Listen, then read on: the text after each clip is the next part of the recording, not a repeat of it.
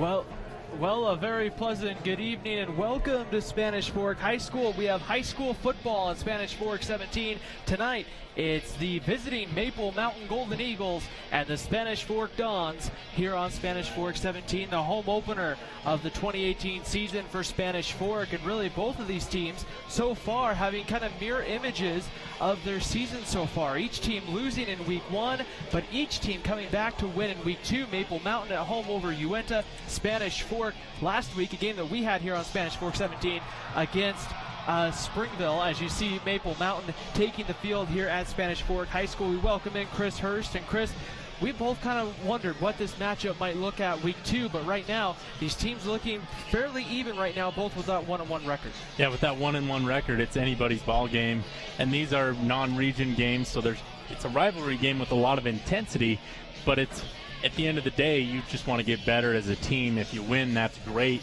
If you make progress and it's a close game and you're on the wrong end, it's not going to have any playoff implications. And so hopefully both teams play hard tonight, and we'll see who wins. But like you said, I think it's anybody's ball game tonight. Some crazy things have happened when these two programs have gotten together. We've seen state championships. We've seen buzzer beaters in basketball. We've seen fourth quarter comebacks. I mean, just a little bit of everything. You don't know what's going to happen here in the next 2.5 to 3 hours. Yeah, in the football field, I remember the first game I announced for Spanish Fork 17. It was a Maple Mountain. Spanish Fork caught a touchdown pass in the back of the end zone. I think that was a little before you joined the network, Ryan, but we've seen some amazing games. We had the unfortunate incident with Spanish Fork now kneeling the ball, but when these two teams get together, anything can happen. So it will be number 21, Clay Dean, to put a foot into it for Maple Mountain. Back deep to receive will be Dallas Iera to the bottom of your screen. Jacob Moore to the top of your screen. Dons will get the football first and try to keep that offense going from where it was a week ago. And we are underway here on Spanish Fork 17 as this one will go to Iera inside the 5 at about the 4. He's out across the 20-yard line. Breaks into the open field across the 35, and he's brought down there as it was, I believe, DeGala and a couple other Golden Eagles getting in there on the tackle, and that will open up this opportunity here for the Spanish Fork Dons. Let's take a look at our Triple T Heating, Cooling, and Plumbing keys to the game for Spanish Fork. Yeah, for Spanish Fork, we'll get those keys in a minute. The Dons going pretty quick here and up-tempo as they are set and ready to go with Parker Swenson at quarterback. Swenson threw for 408 yards a week ago against Springville, and he'll throw here on first down. Rolling away, being pressured by Carson Kay. Gets that one out into the flat. That's Dakota Conway into Maple Mountain territory and thrown out of bounds at the 45. That's the Dons' first down on their first possession.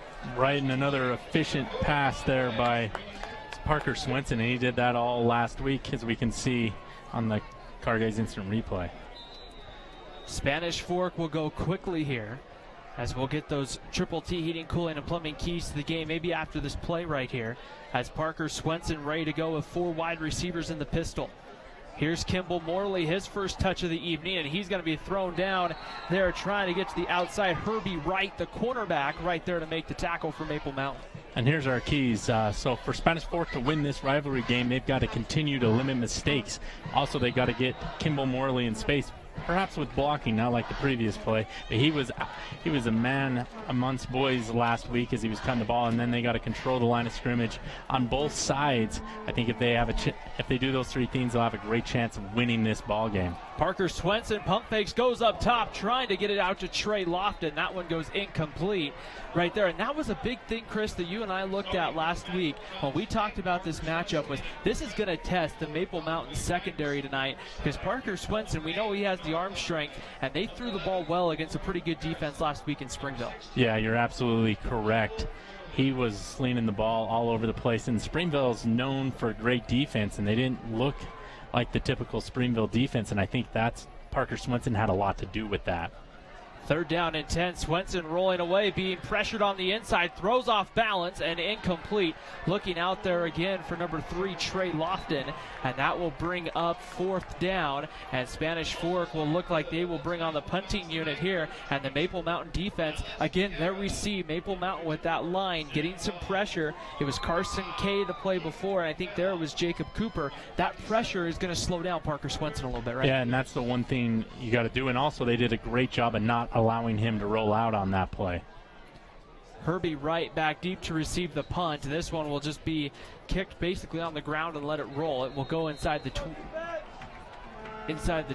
and down at about the 16-yard line. And that's where we'll see Maple Mountain and their quarterback, Cameron Dorney. Let's take a look at the keys to the game, the Triple T heating, cooling, and plumbing keys to the game for Maple Mountain. Well, right on point. Cameron Dorney needs to be efficient in the pass game.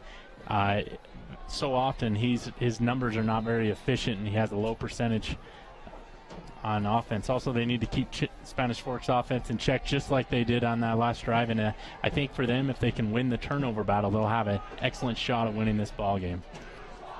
So Cameron Dorney in the shotgun, Jacob Harness, who ran pretty well against Woods Cross 2 weeks ago in the backfield. Dorney will throw on first down, drops this one to Harness out of the backfield, who will have enough for a first down, still on his feet, and finally thrown down at around the 32-yard line. And that's a first down for Maple Mountain. And again, that's one thing again in the Woods Cross game. Maple Mountain didn't do anything overly great. They just took those kind of opportunities right there. And that was a great confidence-building pass that they had Dorney throw that time, and Harness is very difficult to bring down, as we saw in that last play. It'll be first and 10 from the 33-yard line here for Maple Mountain. The Golden Eagles opening drive here. Maple Mountain 1-1 here out of Region 5A. And here's Kyson Hall, who's going to be dropped. Getting in there on the tackle from the end spot was Gabe Oldham. And Kyson Hall there going nowhere. Yeah, great job of the Spanish Fork defense containing that little outside pass, and then particularly Oldham pushing that inside. Is it Oldham or clear from the other side of the field? They switch on for this play. Second down and 10 coming up here for Maple Mountain. Golden Eagles there, as you see I believe we have a drone. The drone up and running tonight here. We're giving some aerial shots here. And here's Jacob Harness right up the middle, and Harness will get about 4 or 5 there on second down. Gets out to about the 38, maybe the 39-yard line, so maybe almost 6 there. Brings up a manageable third down for Maple Mountain. Yeah, but the one thing I noticed on that run by Harness, though, is I saw that ball a little bit loose. When you're in traffic, you either need to put 2 arms or you got to put that right on your chest. So Harness gets away with one there, but that's so often you see that ball get hit out, especially at the high school level, and it's a fumble.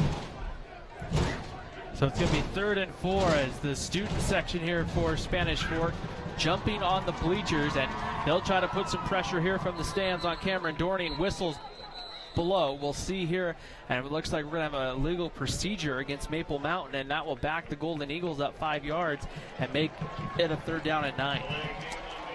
Delay a game. They didn't snap it in time apparently, and that's huge as it takes it from 3rd and manageable to 3rd and long.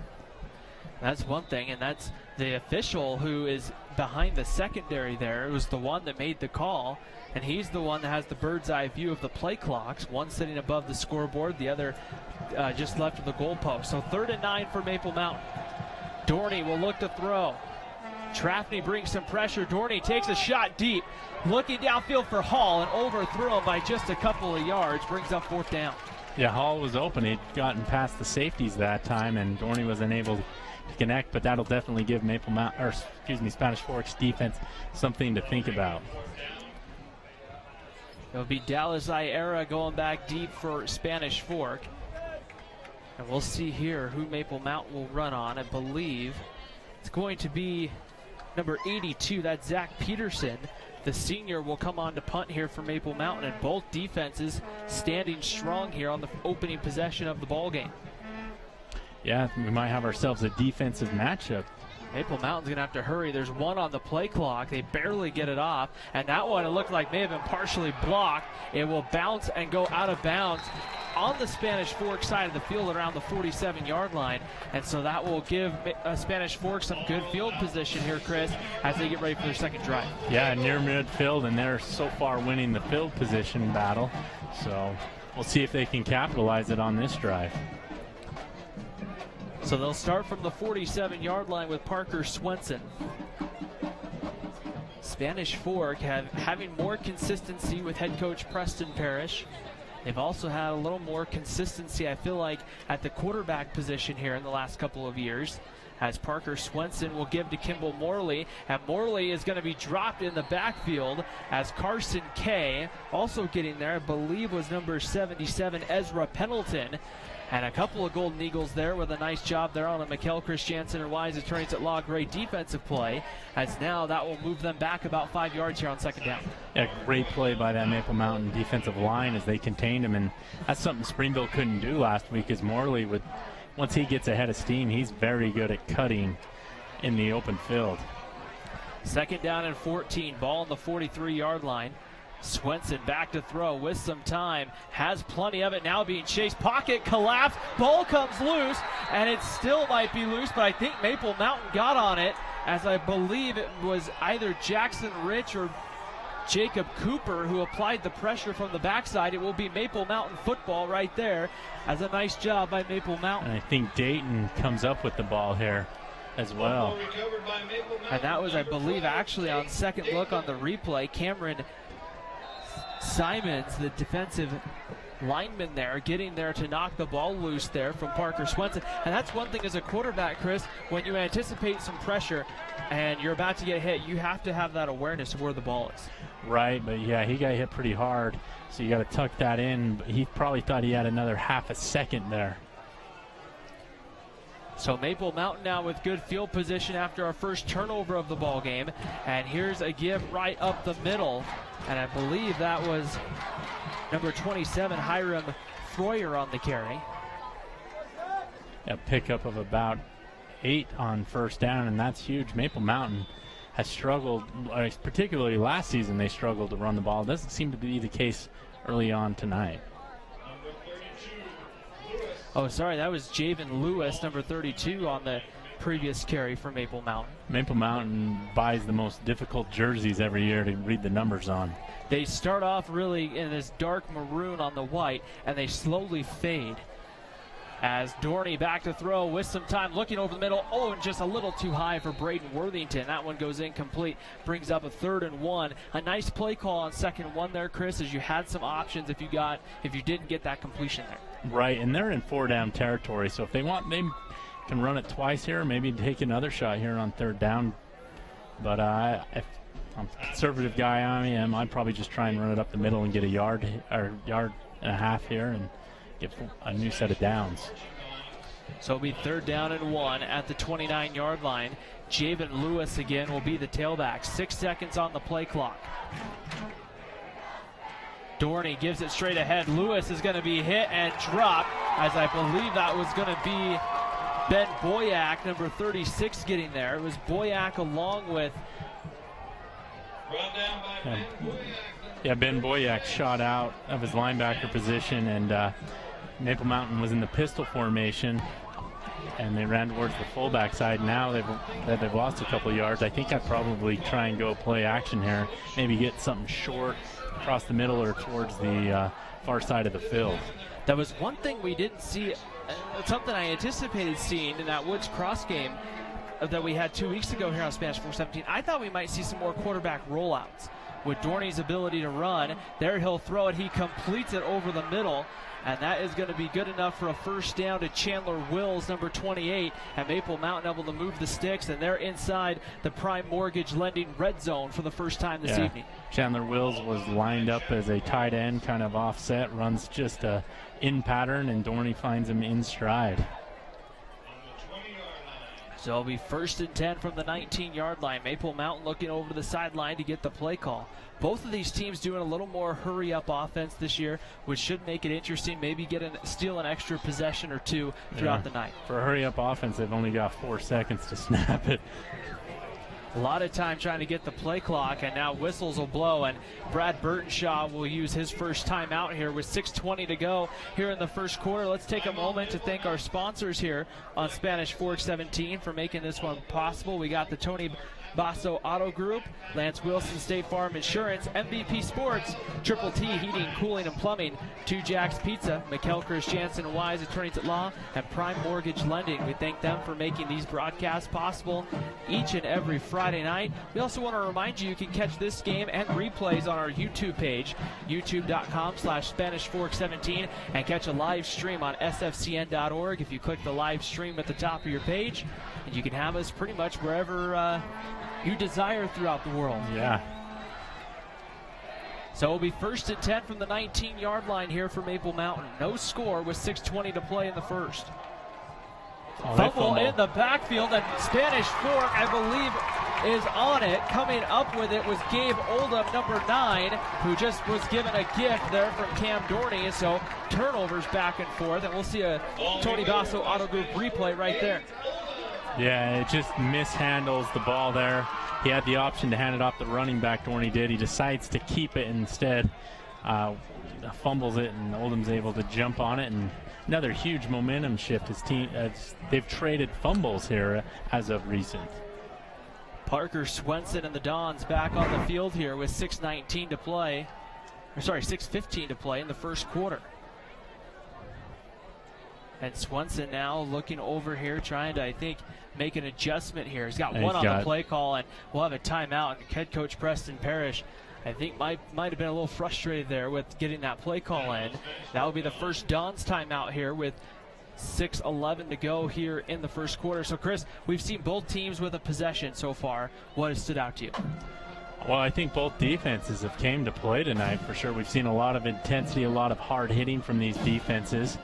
The other thing we've seen is it's been sloppy play. Both teams have put the ball on the ground and lost a fumble tonight. So one of our keys for at least Maple Mountain was to limit those turnover, or to win the turnover battle. So far we're even in that, and Maple Mountain had the ball in great field position there and just was not able to capitalize. They were near the prime red zone, prime lending red zone. 1st and 10 from the 26-yard line. Parker Swenson will look to throw. Looking up top, taking a shot. One-on-one coverage. Iera has a step on him. It goes incomplete. A little bit of contact as they went down the field, but nonetheless, that one over the head of Iera, and it will be incomplete. Brings up 2nd and 10. Yeah, the ball thrown a little behind, well, actually a little ahead and over to the side of Iera. A good call, no call by the officials that time. Bring up a 2nd down and 10. Spanish Fork, I believe, has a bye next week.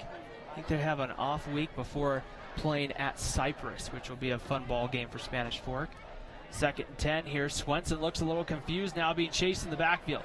He's just going to try to get something here. He'll get a yard or two before being escorted out of bounds by Stevie DeGala, and that will bring up 3rd down and about 8 or so coming up for the Dons. Tell you what, this Maple Mountain defense looks a lot more impressive than the Springville defense we saw last week. They are flying and swarming to the ball, staying where they need to when they need to be disciplined. And so I think Spanish Fork's going to have a hard time scoring here. So it'll be third. They'll give them 3. It'll bring up a 3rd and 7. 4 wide receivers here on the play, and Swenson back to throw. Steps up, still looking downfield, trying to direct traffic. Throws a strike in there to Caden Holt, but it's incomplete. And that will bring up 4th down as Caden Holt tried to make a sliding catch right in front of the Spanish Fork bench. Yeah, and he's got to come up with those catches. Those are the kind that they need, but we got a penalty flag, so it might not have mattered. From early indications, it looks like it may be here against Spanish Fork. They're bringing in I believe the back judge from the secondary in as well, and they're talking to Carson Kay on that Maple Mountain line. Caden Crowther, number 47, also in there, the middle linebacker here, and I think they're speculate it's a hold on. I think they're going to decline it. It's my guess. I don't know why you would give an offense like this an opportunity with how dangerous they could be. It would be, it looks like a block in the back. And that penalty will be declined and brings up 4th down. Probably a smart decision if you're Brad Burtonshaw and Maple Mountain. Yeah, definitely make them either go for it on 4th or punt in this situation. You don't want to give them another shot on third down.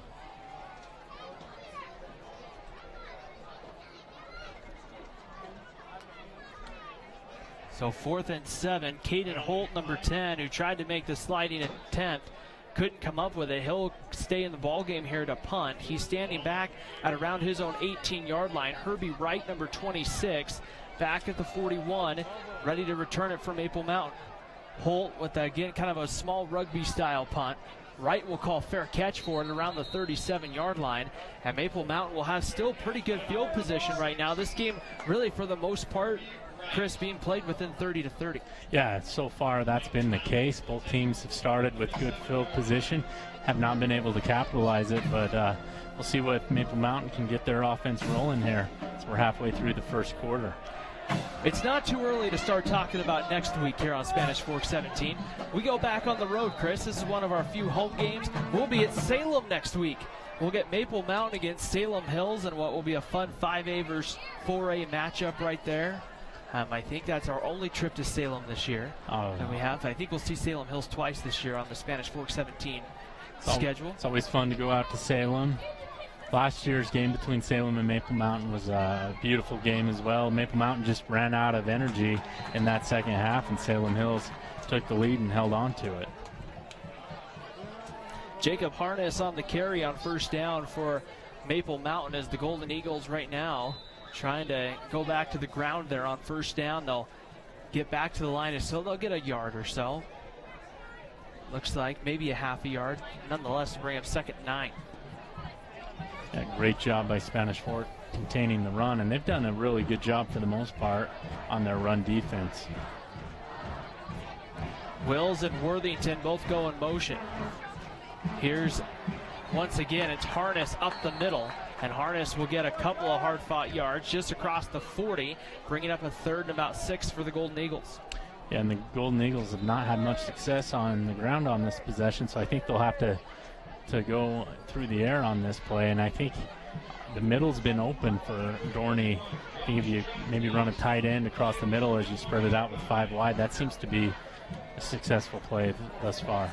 It's interesting to look at this alignment right now. Spanish Fork really jumping into kind of a 3-3-5 look, moving Jacob Moore from linebacker back to play safety. And Dorney's going to now be pressured from behind, looking downfield, and that one's going to be batted down, I believe, by Boyack as he came across the middle of the field. Very dangerous pass. There wasn't really a Maple Mountain receiver there, and he tried to get it in between 2 defenders. And there's a flag on the far side of the field here, completely away from the play, but we'll see here what the call is going to be as our officials will talk about it here. And it looks like it's going to be against Maple Mountain. Zach Buse being called in to talk with the officials here, that we're seeing here a little bit more tonight, where they're bringing in the captain to kind of talk about it. A couple penalties where I think both teams are kind of wondering who's it against. Right, and it looks, obviously this one's on Maple Mountain, will probably be declined. Ineligible man downfield will be declined, brings up 4th down. Yeah, so one of the offensive linemen went down, I believe it's either 2 or 3 yards downfield, and you can't do that on a pass play. So Iera will go back deep again. He'll be at the 26-yard line. That will bring on Zach Peterson, number 82, again to punt for Maple Mountain. And so far it's been Peterson versus Holt tonight, the battle of the punters. Peterson will put a foot into it. It's a good kick. Iera will run up on it. And now he'll go back and field it. Misplayed it. The ball is loose. And Maple's ball still loose. And Maple Mountain looks like they have it inside the 10. And that's huge. Iera was running the wrong direction. Couldn't come up with it. Gets hit hard by the first man down there for Maple Mountain. And they're able to come up with the fumble. I didn't see who grabbed that. There was a whole host of players, both white jerseys and red jerseys, diving for it, trying to come up with it. But nonetheless, a big, turnover, you would call that there against Spanish Fork. Maple Mountain now back at the Prime Mortgage Lending red zone here for the 2nd time this evening, trying to punch it in. 1st and goal from the 7. And they've got to come away with points here. This is a gifted touchdown for Maple Mountain. Jabin Lewis, the back.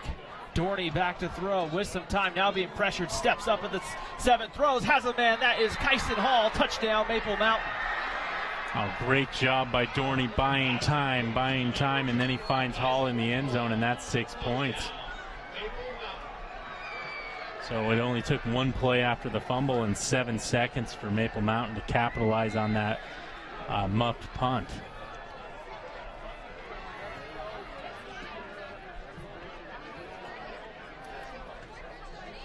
Hayden Nielsen, the senior kicker, will come on right now. Maple Mountain needing to get an extra man on the field. They'll have to hurry. They still have 8 seconds. And now they get that extra man on the field. Snap good, hold good, kick looks good, and it's through. And with 4:09 to play in the first quarter, Maple Mountain has found a way to strike first after the muffed punt. They turned into 7. It's Maple Mountain 7, Spanish Fork 0. We talked about turnovers maybe being a factor in this one, and how you had to make sure you won that turnover battle, and that's a tough one if you're Dallas Sierra. Yeah, that is a tough one, and the unfortunate thing is that you give Maple Mountain the ball inside the 10. I don't know what the probability of a team scoring is, but I imagine even at the high school level, the probability is very high. I'm sure in the professional ranks, it's probably about 90, high 90s with the field goal kickers they have. So those are just not the kind of mistakes. Sometimes you just got to get away from those punts, and that's where we see a lot of turnovers at the high school levels on muff punts. Well, the hard part, too, Iero was running backwards, trying to make that catch over the shoulder. And I understand where he didn't want to get away from it and let that one go deep inside the 10, but kind of a risky move there, and there it pays off if you're Maple Mountain. And now it will bring a new possession, however, to Spanish Fork, as we'll see Clay Dean, the senior kicker, get ready to put a foot into it if you're Maple Mountain. Jacob Moore, Dallas Sierra back deep here for Spanish Fork. And that one will go deep. Iera backpedaling. He'll take it from the 2. Across the 15, looking to try to get outside. Breaks one tackle, cuts back up the middle. And then he'll run into a host of Golden Eagles and be brought down around the 32, 33-yard line. So still a good opportunity for Spanish Fork here to try to build some offense. We saw them so successful last week, Chris, with getting the ball in the hands of Kimball Morley. We just haven't seen a lot of Kimball Morley so far in the first quarter. And credit Maple Mountain, because they've been part of that equation, as they've been making sure to contain him. The couple of times they've handed off, the defensive line has just swallowed them whole. Where Kimball Morley's very dangerous is in the open field. 1st and 10, Spanish Fork from the 33-yard line. They pitch it to Noah Conway. Conway cuts it back up the middle, and he'll be brought down in the middle. That was Jackson Francis, and I believe Stevie DeGala getting there for Maple Mountain. Yeah, both those guys got there, cleaned him up, and it's very hard to bring down Noah Conway. It usually takes a couple of guys, and that's exactly what Maple Mountain did there. Creative play call, though, to try and get some momentum to the wide receiver. Conway played, I believe, running back as a sophomore. Conway, a couple touchdowns last week against Springville. And now back to throw, and here's a completion to Dallas Iera, but Herbie right there for Maple Mountain on the stop. Yeah, great job by Parker Swenson hanging in the pocket, but he paid the price as he gets rocked after this play. Nice little out pattern, and they'll pick up a few yards, but great pressure by Maple Mountain. And that hit might have been late. So we didn't even see it in the Car Guys or Tony Basso Auto Group instant replay. That's something that you're starting to see at a lot of levels as that hits the quarterback. A lot of stricter rules being placed as Swenson now will be forced out of the pocket. Throws back, shoulder, has a man. That's Iera at the 42. Down inside the 30 to the 20. It's a foot race, and taking it will be Dallas Iera. Touchdown, Spanish Fork. Wow, great job by Iera. He just found himself wide open in the middle of the field, and then he does the rest from there. I think it's about a 61-yard completion that time. And there's how dangerous that passing game was. That's what we saw last week, which may be a high-risk throw with Parker Swenson, Chris, kind of throwing off that back leg, but there it works out well. Yeah, and wow, it's quite the attendance by the student body as this place was rocking. The bleachers moving back and forth on that play. And we got the swinging gate here with Noah Conway just going to take the snap. Conway throws into the end zone. It's batted down. I believe it was Stevie DeGala, number 4, who knocked it away. And so Maple Mountain will hold on to the lead here with 2:37 to go in the first quarter. 7-6 lead here for Maple Mountain. Let's go ahead here on Spanish Fork 17 and let's thank our sponsors for making this broadcast possible here tonight and each and every high school sports broadcast. Yeah, we've got Tony Basso Auto Group, Lance Wilson State Farm Insurance, MVP Sports, Triple T Heating, Cooling, and Plumbing, 2 Jacks Pizza, Mikkel Christiansen Wise, attorneys at law, and, of course, Prime Mortgage Lending.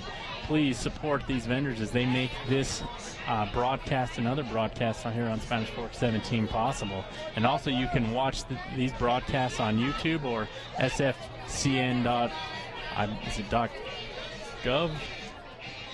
.org. I knew it was not .com. Or, you know, if you want to catch maybe your neighbor on replay, you can watch those as well on YouTube.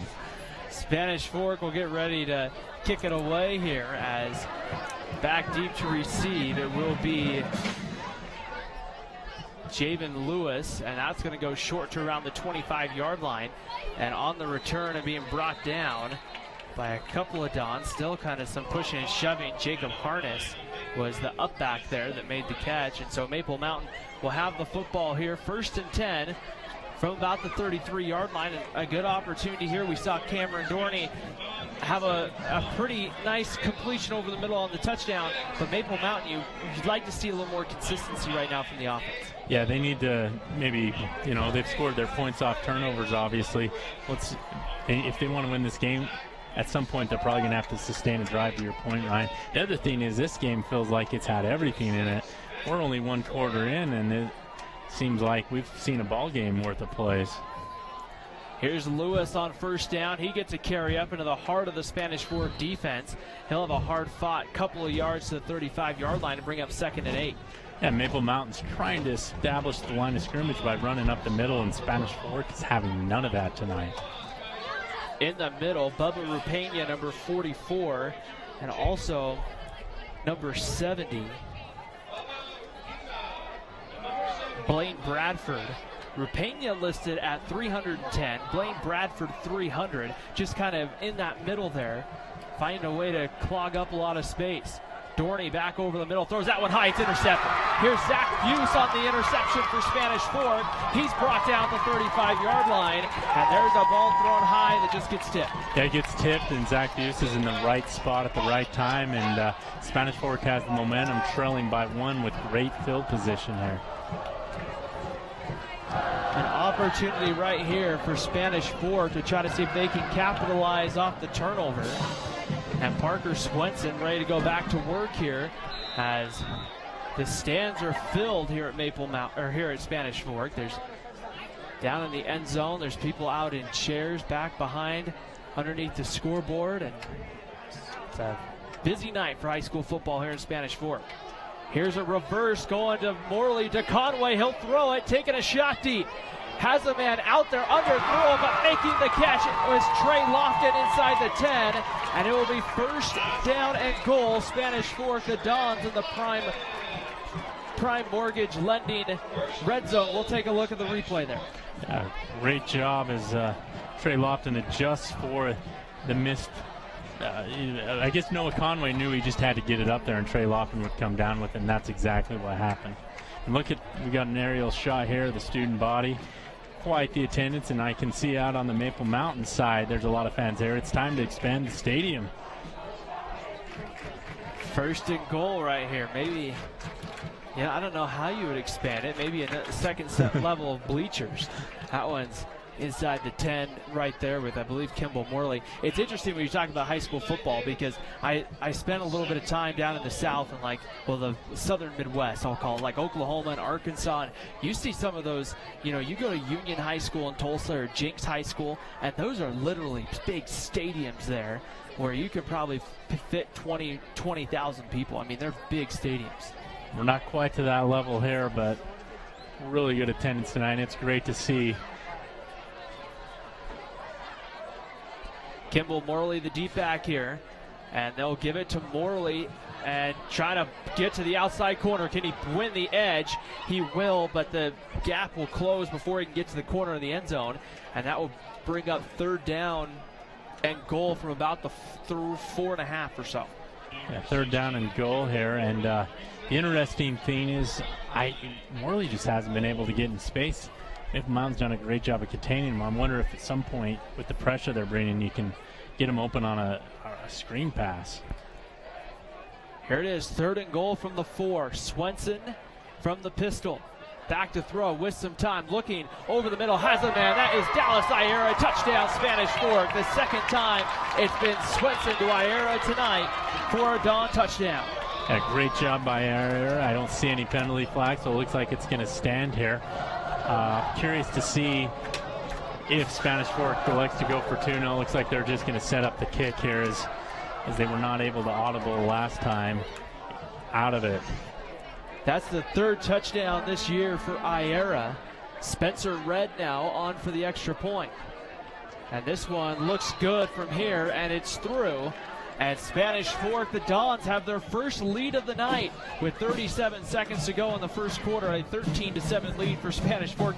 Chris, you made the comment a few minutes ago. We've had a little bit of everything here tonight so far in that first quarter, and right now, I'm starting to agree with you on that. Yeah, well, and we've had a lot of turnovers so far in this game, and that's been huge, especially for Spanish Fork to convert on points on those turnovers. And Maple Mountain got their only touchdown because they got the ball inside the 10. So whatever team can hold on to the ball will probably have a great chance of winning this ball game, but both teams need to clean that up.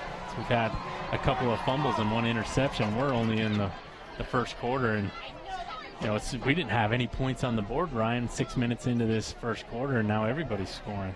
20 points coming in probably the last. Actually, 4:09 was when the first touchdown was scored.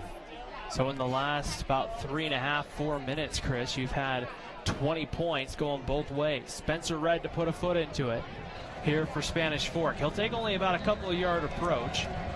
And again, we'll see kind of the short kick. Coming up is Harness at the 30, lowers his head, and he'll be brought down around the 37, maybe the 38-yard line or so. And Maple Mountain will start their offensive possession. You have to think about this a little bit if you're Maple Mountain and Spanish Fork. If you get into a shootout, this one may favor Spanish Fork. If it's a defensive game, though, Chris, which side does it favor? Well, I would say it favors Maple Mountain. The problem Maple Mountains ran into, especially last year, was they would just get tired. Maybe they had that same problem on week 1, where they just get tired and they just can't finish ball games. They get leads and just cannot finish. So I think for Maple Mountain, it's important for them to play 4 quarters of football. Cam Dorney ready to go, gives it to Harness on first down, and Harness will get a couple across the 40 to about the 43-yard line. A nice pickup of 4, and that may be the final play of the quarter. We'll see what Maple Mountain elects to do. Well, the way they're moving, it will most likely be the last play of the game, or of the quarter. 7 seconds on the play clock. We'll see if on the game clock, I should say. We'll see if Maple Mountain gets this one off. Dorney just now to the line of scrimmage, and they won't get it off, and that will end our first quarter. Well, we've seen some defense, we've seen some special teams, we've seen some offense, and at the end of one, it's Spanish Fork 13, Maple Mountain 7. You're watching high school football here on Spanish Fork 17.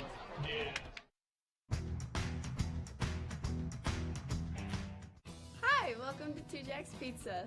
For the best pizza you'll ever taste and our world-famous cheese sticks, come to Two Jacks Pizza on Main Street in Spanish Fork, or call us for a quick delivery. Are you hungry yet? MVP Sports is the #1 source for sporting goods in Spanish Fork. Football, soccer, all the fall sports, we've got you covered. Check out our new custom t-shirt builder. Design at home and we'll build it for you. MVP Sports, 72 North Main in Spanish Fork. The best time to check your furnace is before it fails, and you can rely on Triple T to do the job right. Our technicians are trained every year so you can sleep better at night, knowing your furnace is safe to operate. Call Triple T at 798-7711 to schedule your tune-up today. Need a new car or truck? The Car Guys has the best selection of used vehicles at the best prices in Spanish Fork. The Car Guys know their automobiles to get you the best car for your needs and your budget. The Car Guys at 872 North Main in Spanish Fork.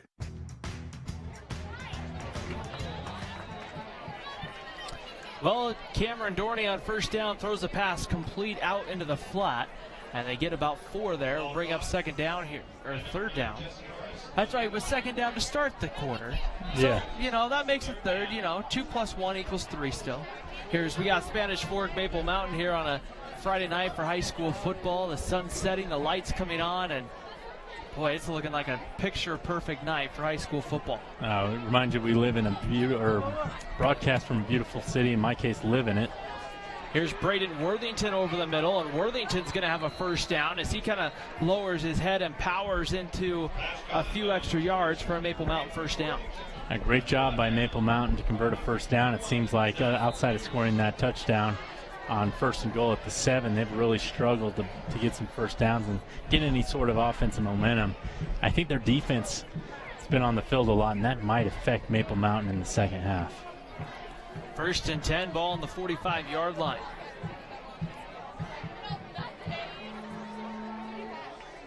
Here's Harness right up the middle into the thick of the defense, and that's going to go nowhere as Blaine Bradford, number 70, got there, and I believe also it was number 41, that is Josh Trafney, both getting there right there on the stop. Makes it second down for Maple Mountain. And Spanish Fork's been subbing a lot of guys on the defensive line, trying to keep those guys fresh. As we saw Bradford fly in on that tackle, now he comes out for a breath. Second down and 10 right now. Cam Dorney from shotgun, ready to throw. Looking downfield, now being pressured from the backside. He'll just lower his shoulder. He'll now get tripped up across the 40-yard line. Still had some green grass in front of him, but they're tripped up after a good gain of about 6. It's the old shoestring tackle that time, and that's what prevented Dorney from going any further on that play. Have to kind of think maybe 2-down territory right now for Maple Mountain. Yeah, absolutely, especially down by 6 points.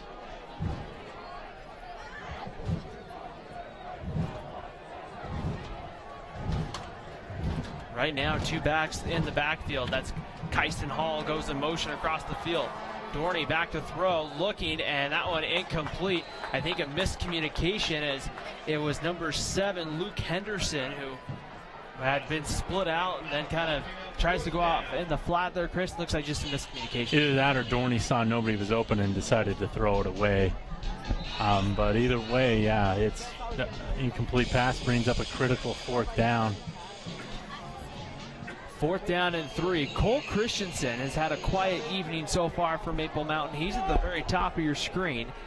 We'll see if maybe Maple Mountain doesn't look to target Christensen here on 4th and 3. Dorney looking to throw with some time, looking for Henderson in a very tight spot, but it's going to end up being intercepted. Coming away with it is going to be Jacob Moore, number 12. So Mikkel Christiansen, the Lions attorneys at law, great defensive play there for Jacob Moore, forcing the turnover. The second interception thrown by Cam Dorney, and now Spanish Fork with the football back. And Jacob Moore that time makes a one-handed grab in coverage. Great job by him picking off Dorney. Not a big deal, though, because it's 4th down. So Spanish Fork will actually lose a couple yards of field position there. So not the end of the world on the interception. You got to force that ball in that situation. Low snap, and Parker Swenson does the smart thing. He just falls on it immediately as he had to reach to his right to get it. And that's a big play there from a senior quarterback, Chris. How many quarterbacks have we seen try to pick that up with their hands and try to still make something happen? And some people get away with it, but Swenson does the smart thing and lives for another day as they have the lead here. The last thing you want to do is give Maple Mountain great field position again. 2nd and 15 here from the Spanish Fork 27-yard line. Here and go 4 wide receivers and Swenson from the gun. Ready to throw, looking down the sideline. Now has a man that's complete out to Iera. Iera is going to get quite a bit there. Steps out of bounds at the 37, so picks up 10 and makes it a 3rd and about 5. 3rd and 5, and Spanish Fork's got plenty of options here on this play. As Iera, if he could have just maintained his balance just for one more second, maybe he could have turned it upfield. A nice night for Iera. He came in 14 catches for 230 yards. through the first 2 games of the season. It's definitely added to that here so far tonight. Brings up 3rd and 5. And I'd look for Conway across the middle here on this play. You see Noah Conway in your slot there, the middle receiver, and now we're going to have, it looks like, a timeout on the field. A timeout Maple Mountain, their second, here with 8:48 to play before the half here right now. Let's take a moment here on Spanish Fork 17. Let's thank our sponsors for making this broadcast possible. We got Prime Mortgage Lending, McKelkers, Shanson and Wise, attorneys at law, MVP Sports, 2 Jacks Pizza, Triple T Heating, Cooling and Plumbing, Lance Wilson State Farm Insurance, and the Tony Basso Auto Group. We thank everybody for making these broadcasts possible. We want to remind you can catch this game and other games on our YouTube page, youtube.com/SpanishFork17. Also catch a live stream on sfcn.org by clicking the top the live stream thing on the button or icon, I guess you would call it, on the top. How about page. link? Can we go link? You know, why not? All of those things. Same thing though. There we go. 3rd and 5 coming up here for Spanish Fork after the timeout. 8:48 to play before halftime. 13-7 lead right now for Spanish Fork. Don's trying to put a drive together. Parker Swenson looking over the middle, has a man out there. That is going to be, it looks like, complete to Noah Conway to the Maple Mountain 45. And I said watch for Noah Conway across the middle before the timeout, and that's exactly what they did. So sometimes you get lucky in life. Anyways, great execution on the post pattern that time as Swenson finds Conway way downfield.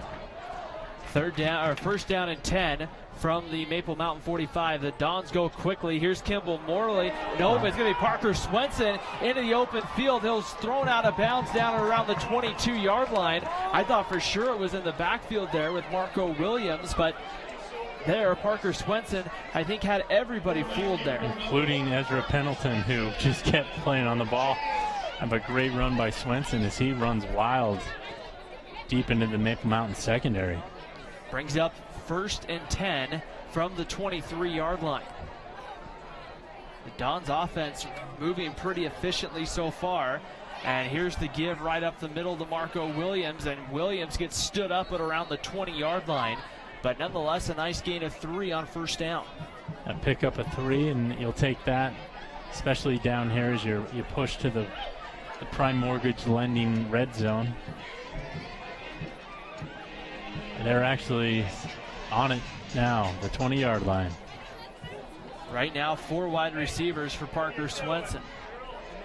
Back to throw with some time. Here's Noah Conway this time. Couldn't quite come up with it there. That one's thrown low and bring up a 3rd down here in about 7 coming up.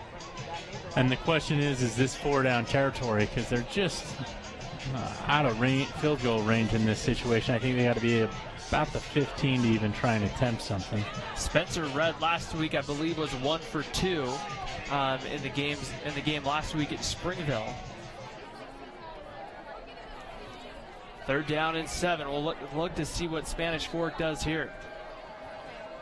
Swenson back to throw with some time, being pressured, throws this one out to Kimball Morley, who will dance around, makes one-man miss, and is going to get tripped up from behind. A nice tackle there by, that is number 12, Tate Dayton, getting in there, the senior linebacker for Maple Mountain. Yeah, and it looks like Spanish Fork's going to line up here and go for it on 4th down. But yeah, great tackle by Dayton. It's not easy to bring down Morley, and Maple Mountain's done an excellent job of keeping Morley contained. It's going to end up being 4th and 4 from about the 18-yard line with 4 wide receivers here on the play. Swenson rolls out, looking, pressured, and dropped back at the 31-yard line. And Tate Dayton again gets in there for the 2 Jacks Pizza, 2 Jacks sack right there on Parker Swenson. Yeah, great job that time by Maple Mountain, having great coverage downfield, and Dayton getting early pressure. Swenson was unable to elude it. Maple Mountain's got the ball, trailing by 6 here. They'll officially mark it at the 30-yard line for the Golden Eagle possession to begin. 7:10 to go before halftime. Coming up at halftime, we'll have the halftime show here from Spanish Fork High School. And we'll recheck our Triple T Heating, Cooling, and Plumbing keys to the game and get you ready for the second half. A bad snap again. This time Cam Dorney just is going to fall on it there for Maple Mountain and mishandled once again. The second time we saw that one. We saw it in the opener. Both Maple Mountain and Woods Cross had a hard time with the snaps, but both of those that happened in that ball game went high. These are close. They're just a little out of reach there of the quarterback. And anytime you have a bad snap, you lose, in this particular case, 4 or 5 yards, and you lose an opportunity, to gain positive yards or even score. Second down and 14 here for the Golden Eagles offense. 6:32 to go here before halftime. Dorney back to throw over the middle, has a man. That is complete to Braden Worthington, who will get back almost to the original line of scrimmage to bring up third down. And great job by Spanish Fork on the tackle, and Zach Buse with a pretty good hit. I believe it was Zach Buse that had the hard hit that time. Oh, it was Trey Lofton. So now puts Cam Dorney and Maple Mountain in a big 3rd down and 10, looking to try to see if they can go downfield here. They'll be kind of forced to here against a pretty good Spanish Fork secondary. Back to throw. Dorney steps up, rolling away. May have gotten away with a hold there. That pass is going to be out there, but incomplete, looking for Worthington, and that brings up 4th down. And Maple Mountain will be forced to punt here once again, and yeah, they just have not been able to sustain a long drive tonight. Credit Spanish Fork's defense for that. So 4th down and 10, and Maple Mountain will have to punt to the hands of Dallas Iera, who has both Spanish Fork touchdowns this evening. And the last time they punted to him, it went over his head. Well, 2 times ago, I believe, it went over his head, and he was fumbled the ball. Zach Peterson, number 82, back at his own 17-yard line, rolls away on a good punt. It's going to take a nice bounce over towards the sideline, and then Maple Mountain will down it right around the 41-yard line, where they'll have an opportunity. Good field position here for Spanish Fork and Parker Swenson. And if Spanish Fork's got 5:37 to work with here in the second quarter, if they can sustain a nice drive here and come away with points, they'll have a lot of momentum heading into halftime. So it'll be 1st and 10 from the 41 here. 5:37 to go here before the half. A 13-7 lead right now. We thought maybe this one was going to turn, Chris, into a ton of offense, and it really has kind of stayed kind of even so far, especially when it comes to defense. It's a 1-score game. Yeah, the first part of the first quarter, we didn't have any points, and then an explosion, and now we're back to the other side where it's a defensive battle. Parker Swenson in the pistol formation here with 4 wide receivers for the Dons. Swenson gets this one off, and that one's complete out to Noah Conway, who had to make a one-handed catch right there. A nice job there for Noah Conway on a Lance Wilson State Farm assist, assisting the quarterback and getting that completion. And great catch by Conway, and he uses his low center of gravity there to get a couple of extra yards after the catch. Francis and Crowther getting in there on the tackle for Maple Mountain. Here's Kimball Morley. He's been quiet, tries to get outside. Once again, Maple Mountain in good pursuit as a penalty flag comes in. And Morley will have a lot of effort there to try to get back to the original line of scrimmage, but hold the phone as we'll wait to see what happens on the penalty. Yeah, Maple Mountain's doing a great job with their run defense so far. They can slow down Swenson in the passing game. They'll be in real business. They'll sort this one out. I would imagine it's in that area where you would get either a hold or a block in the back. Yeah, that's usually the call. If it's on the defense, it might be some illegal hands to the face or something like that. But usually they're talking to Maple Mountain, so it's definitely some sort of offensive penalty. We're going to have a hold against Spanish Fork. So that will mark it back right now to the 34-yard line here and put Spanish Fork back in a 2nd down. And that's going to be 17 to go. Iera in motion. Here's Swenson on play action, now puts it out there, has a man, but overthrew Corbin Harrison. He had him beat deep, and Harrison just couldn't quite come up with it. And great job by Eisner Pendleton containing and not allowing Swenson to roll out. He's really comfortable, Swenson is, when he rolls out to his right and has some time, and Maple Mountain's done a great job of taking that away and containing the quarterback. So now instead of 2nd and 17, now you have to think here, Spanish Fork may either have to concede the possession, Chris, or they're going to have to take a shot. I think you take a shot here, and it looks like they're going to. 3rd down and 17, back to throw. Swenson looking over the middle for Iyer. It's picked up. Caden Crowther on the interception for Maple Mountain, breaks the tackle, and then it's thrown down at around the 40-yard line.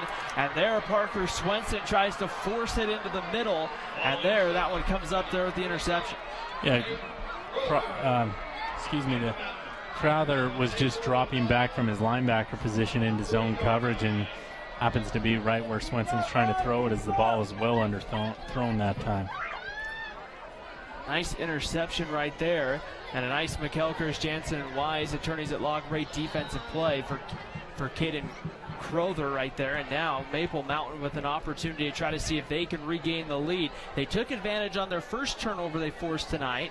On the next play, here's Cameron Dorney rolling out, looking downfield, has a man in the middle, that's Worthington, but there is a penalty flag back at the 43-yard line, and with the way that rollout play, that often when you get an illegal lineman downfield. Yeah, you get an illegal lineman downfield, and but it's kind of thrown behind the line of scrimmage, so I'm wondering if it's some kind of hold.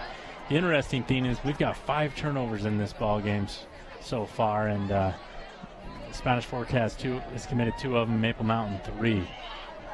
The nice thing is for both those teams, and mainly probably because of those turnovers, Chris, it's kind of balanced out with the score right now still being a 1-score game. We're about ready to get the official call here from our official, but Maple Mountain already backing up right here.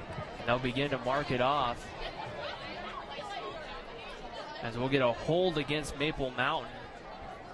And so that will bring up, they'll replay 1st down, and they'll lose approximately 10. They marked it back 13 yards. 10 yards from, I guess that's a spot foul in high school football. Yes. So 10 yards from where the hold happened. So the hold happened 3 yards behind the line of scrimmage. 1st and 23 from the 47. Dorney back to throw, steps up, being pressured now. Loa breaks a couple tackles, now has some green down the sideline, cuts back, and he's going to still be on his feet and then brought down at around the 26-yard line. So Cameron Dorney scampers for about 27 and a Maple Mountain 1st down. Yeah, and I thought Dorney was going to run out of bounds towards the end of that play. He cuts back inside, as we can see here on the Tony Basso Auto Group instant replay, and he's able to pick up the 1st down. Had he ran out of bounds, he'd have probably been 3 yards short. So a nice 1st down there for Maple Mountain. The Golden Eagles now trying to see if they can maybe at least try to even this one up before half. 4 wide receivers with Dorney from the pistol. High snap, they get it down. Here's Jacob Harness. Harness inside the 20, down to the 19-yard line. You may remember Jacob Harness was our MVP Sports MVP of the game back in our first week and the Maple Mountain Woods crossball game. We'll have this week's 2 MVPs of the game coming up at the conclusion of our broadcast here in our post-game wrap-up. Well, that's going to be a tough call. There's a lot of players making a lot of big plays, especially on the defensive side of the ball. 2nd and 3 here for Maple Mountain after a good pickup of 7 for Harness. Dorney looking out there on the screens, got Kyson Hall, and Hall immediately going to be brought down, maybe got a half a yard, and now it looks like that's Josh Traffney, number 41, who's down on the play. And it's Maple Mountain's training staff ran out onto the field immediately. Traffney was the defensive end there when Kyson Hall came back on that screen, Chris, and he's kind of caught there in no man's land because he can have that blindside block coming that he doesn't see. He didn't see it, and unfortunately, not moving. And that's not what you want as Preston Parrish runs out. I think a couple coaches from Maple Mountain ran out as well, just to make sure there's some good sportsmanship being shown right there by both sides. You'll see the students and even the players down on one knee. And that's one thing, Chris, you can have probably the most heated rivalry that you can think of, but I don't think anybody ever wishes a player to get hurt, especially in the middle of a contest or any reason to get hurt like that. Yeah, and absolutely, and especially we know what we know now about head injuries and the long impact of CTE and those problems that people can have long-term in life. You don't like to see these type of things, so hopefully Trapney's okay and be able to continue. Trapney's been a big contributor for Spanish Fork this year. Him and I believe it was Joe Graham back week 1 against Ridgeline combined for 4 sacks in that opening week loss for Spanish Fork against the Riverhawks. And now we'll see here. We have 3:08 to go before halftime. It's a 13-7 lead right now for Spanish Fork. The Dons trying to see if they can get, or the Golden Eagles, trying to put something together right before the half. But right now, if you're just joining us, Josh Trapney, the defensive end, down on the field right there after a screen play. I'm not sure if we have it on replay at all to see, but it's just kind of one of those tough plays. Kyson Hall goes on a screen pass, Chris, and the tough part with that screen is the end is you're often running out, seeing where the ball's at, and you're not really seeing necessarily where other blockers are. Yeah, and I didn't see exactly what happened, but any time a player's injured like that as he gets up here, that's a good sign. So Trapney will head over here towards the Spanish Fork sideline. Everybody right now clapping for Josh Trapney, as now they'll get ready here with and see if we can get back to football. Good sign, a smile on his face. And right now as he will come off the field, and I would imagine he'll go through some concussion protocol here for the rest of the night. I believe Rory Eyring, the trainer, there on your left, coming off the field here with him. And notice they took his helmet as well. And it'll be 3rd down and 3 coming up here for Maple Mountain.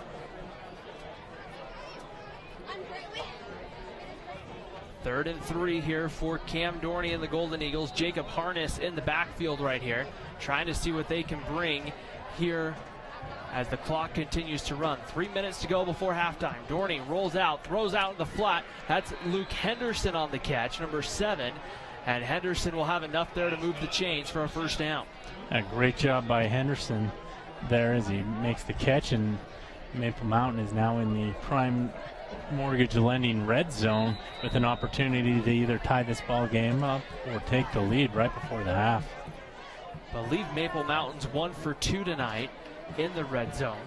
Scoring back on their first drive, it was a 7-yard strike from Dorney to Kyson Hall that gave us the first score of the evening and gave Maple Mountain a 7-0 lead. Here's Dorney from shotgun looking towards the end zone. Has a man out there, but overthrew Cole Christensen, the 6'5" senior. A good guy to target to the back of the end zone, but just threw that one incomplete. Yeah, that ball was just overthrown, and Cole Christensen was wide open if that ball's on target, as he's got a height advantage on Trey Lofton and had a few yards to the inside. 2nd down and 10 coming up here at the 14-yard line. 15 seconds here on the play clock. Maple Mountain right here trying to see Golden Eagles winning last week over Uinta. Nice win for Maple Mountain. You have to go back a little ways for that last win by the Golden Eagles as Harness gets inside the 10 on the carry, down to about the 6.5, maybe the 7. A great job of just getting a few yards there on 2nd down, and it'll bring up a 3rd and manageable here. I'm not sure if it's a 4-down territory. We're probably a little too early in the ball game. So if you're Dorney in this situation, you gotta, if you're throwing it here, an incompletion's not the end of the day. You can still come up with 3 points. So 3rd and goal. Maple Mountain needs the 4 to try to convert. Dorney ready to go. Here's Harness on the carry, driving for the 4. It's going to be close. Ooh. It's going to be really close here. We don't have the best angle, but it's 4th down. It's going to be 4th, and by the way that football looks, it's close to a full yard. It is a full yard. I'm looking at the marker downfield. The angle we have is not the best. He's got to get down to, I believe, about the 5, and they're spotting it. 6. He needs the 4, and they're spotting it at the 5. Yeah. So we'll see here what Maple Mountain decides to do. 4 on the play clock. We'll see if Brad Burtonshaw is just going to run the clock down and use his final timeout. And it looks like that's what they'll do here. 1:07 to go before halftime. Some early drama brewing right here, Chris, as now you have to try to weigh your odds. Do you try to go back to Harness straight up the middle, or are you maybe trying to roll out your quarterback? I'm probably just going for the field goal in this situation, but if they do decide to go for it on 4th down, I'm probably rolling with Dorney, trying to get him some space, giving him 2 options. One option, pick up the 1st down using your feet. Second option, through the air. So it'll be interesting to see here how they draw that up. If you do elect to go to the field goal, Chris, here, which is what you were saying you would probably do in this situation, do you take into consideration how good that Spanish Fork defense has been with how many opportunities you might get around the red zone? Well, your defense has played well outside of a couple of long passes tonight and a turnover that got Spanish Fork in good field position. So I think this game could come down to the last play, and you need all the points you can get. With that said, it looks like they're Dorney's on the field, and they're going to go for it here on 4. So, yeah, I'd roll it out in this situation. Jacob Harness is the back with Luke Henderson here for Maple Mountain. Ready to throw. Here's Dorney on the rollout, looking, being pressured, and he will try to cut back up the middle. It's going to be close, but I believe he's going to have just enough. They're giving him the 1st down. They're moving the chains. I guess getting him out of the way as we've got 1st and goal at the 3-ish. Very close. I knew he was close. I thought he had it, but... And now with 53 seconds, Maple Mountain doesn't have a timeout. Something to keep in mind here with the play call, but you do have 47 seconds right now. Yeah, and Dorney needed all 6 foot of his frame to stretch out. Here's Harness up the middle and in. Touchdown, Maple Mountain. Jacob Harness from 3 yards out ties this ball game up with 39 seconds to go in the half. And great job by Harness, just getting what he needed up the middle. Maple Mountain can take the lead here if they convert on the PAT, and that 2-point conversion by Spanish Fork attempt might come back to haunt them as they weren't able to pick that up. Hayden Nielsen on for the point after touchdown try. And the extra point is good here for Maple Mountain. 39 seconds to go here in the half. It's a 1-point ball game right here, and now the decision going back to Spanish Fork as whether or not you're going to try to play for points before the end of the half. Well, I think you can always play maybe a short pass, see if somebody can break it, but you don't want to or go downfield. It depends, I guess, on what field position they get. And Irie has done a great job of returning kickoffs here. So I'd probably base my decision on what he does on this kickoff return. And also they'll send Eli Davidson back deep. Well, excuse me. It's number 12. It's Jacob Moore. Jacob Moore is the other deep back. I would kick it to Jacob Moore if I'm Maple Mountain. They have continued to kick at Irie. And so it's going to be Clay Dean, number 21, to put a foot into it. One thing to keep in mind, Maple Mountain gets the football to start the 3rd quarter. And Clay Dean, a low line drive kick. Moore's going to try to track it down. That's going into the end zone, a line drive kick. The nice thing is the ball comes out here to the 20. You get 39 seconds, Chris, but no time went off the clock with the kick return. Yeah, and I'm probably just running a couple of safe plays in this situation, hand off to Morley, and if he breaks free, great, be a little more aggressive there. If not, just go down by 1 into the half, and I believe Maple Mountain will receive the ball to start this second half, and they've done a great job of stopping Spanish Fork, where it looked like Spanish Fork might take a 2-touchdown lead, and countering that with a nice drive to take a 1-point lead. Here's Kimball Morley on 1st down. He finds a way to get outside, breaks a tackle, but then will be escorted out of bounds, and that will run the clock under 30 seconds. Spanish Fork with 2 timeouts, and it looks like Preston Parrish will use one of them here with 28 seconds. You have to think if maybe Kimball Morley breaks something, you get to that midfield range, Chris, you may take at least one shot down the field. Yeah, you might take a shot. I think the key here is to get another positive run here. Maybe in this situation also go and play action pass and taking something downfield, taking a chance downfield. And I take that back. Preston Parrish did not use a timeout. He got out of bounds, so they stopped the clock. 22 seconds to play here in the quarter. Didn't look like he made it out of bounds, but Swenson ready to go. Here's the give to Kimball Morley, and Morley finds a way to get outside here. Now this time he does get out of bounds at around the 36-yard line with 8.5 seconds to go here in the quarter. So the clock will start when they set the chains here. Looks like Coach Parrish might want a timeout. No? That clock will begin to run once, I believe. No, they aren't starting. It must be different rules after you gain a first down and you're out of bounds. Might be under a minute, too, I want to say. Parker Swenson back to throw, steps up, and now gets away, and now he'll be dropped back in the backfield. A Two Jacks quarterback sack ends our first half here from Spanish Fork. And sorry, we have some whistles here. Now it looks like we have a penalty flag that came in late, just thrown by the official. Now, one thing to remember, if that's against Maple Mountain, then we'll have one untimed down. There's multiple penalty flags down on the field. Before the penalty, that was a great pressure. I believe it was by Dayton that time, coming from his linebacker spot and getting that sack, wrapping up Swenson, make sure he's not going anywhere.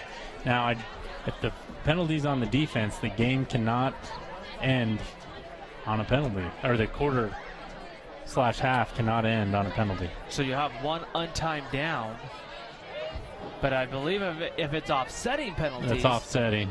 That was, I think, just takes us into the halftime locker room, and that will take us to halftime. Well, what a first half it's been.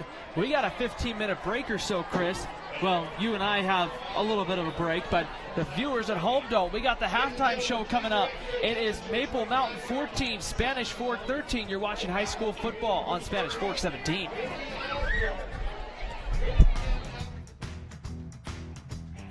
I definitely recommend the Driggs team. They're amazing. Hi, my name is Greg Driggs. I'm the local manager for Prime Mortgage Lending, where our motto is find a path to yes. Stop by our office today on Main Street and let us help you get into your brand new home.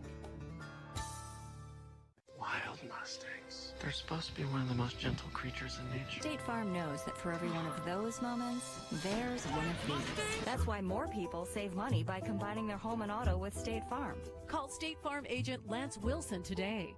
Nobody plans on getting in an accident, but if it does happen, you can rely on the expertise of Mike McKell to protect and fight for your rights. Specializing in personal injury law, Mike McKell is the attorney you need. Contact Mike at McKell, Christiansen, and Wise.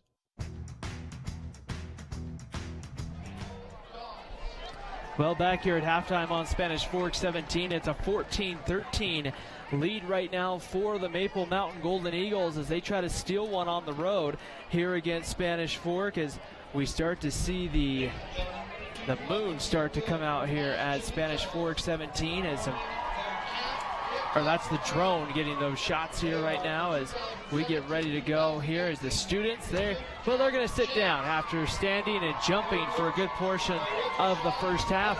We will send it now onto the field here for the halftime entertainment here on Spanish Fork 17. Their captain is Avery Higginson. Co-captains are Miley Baum, Maddie Francis, Tatum Tucker, Abby Worthen. Give it up to the Spanish Fork drill team.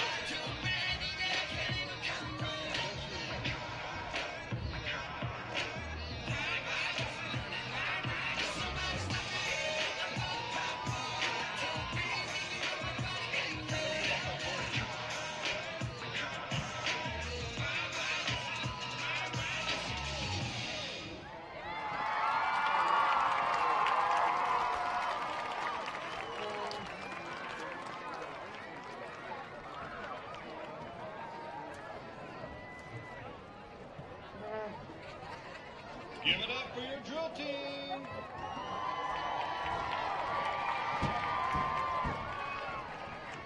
And now we want to welcome on the field the Spanish Fork High School cheerleaders.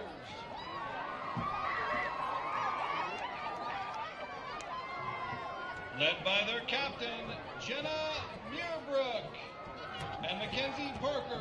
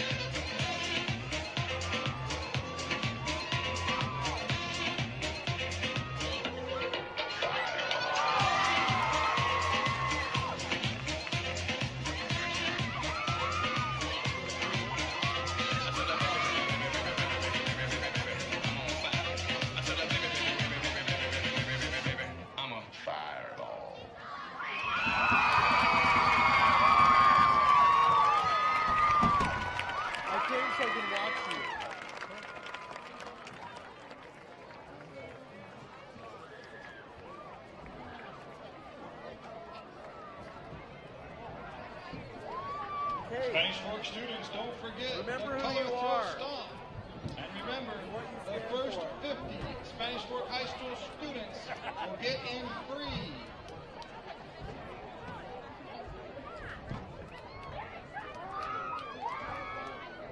This is my spot. I didn't even know you were there. Has nothing to do with you.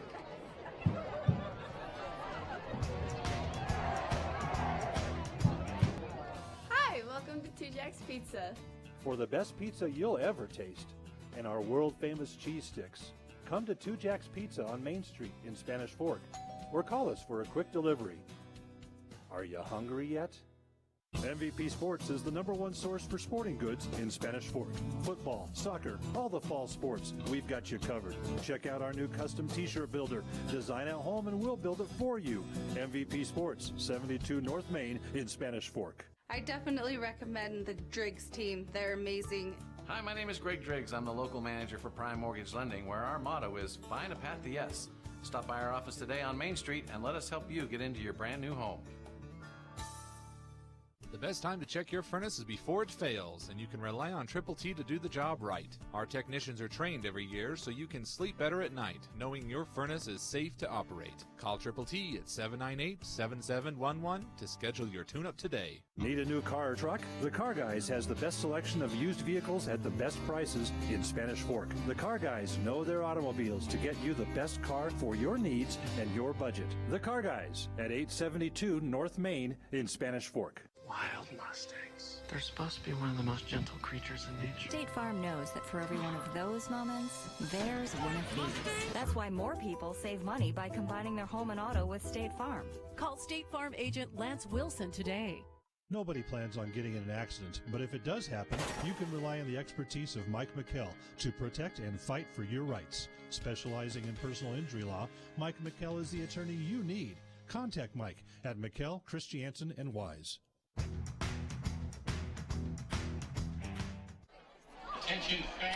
Well, here we go as we get ready here for the second half. And, a few minutes here on Spanish Fork 17. Great to be with everybody on a Friday night. Ryan Pickens alongside Chris Hurst here at the half. Maple Mountain leading Spanish Fork by a score of 14-13.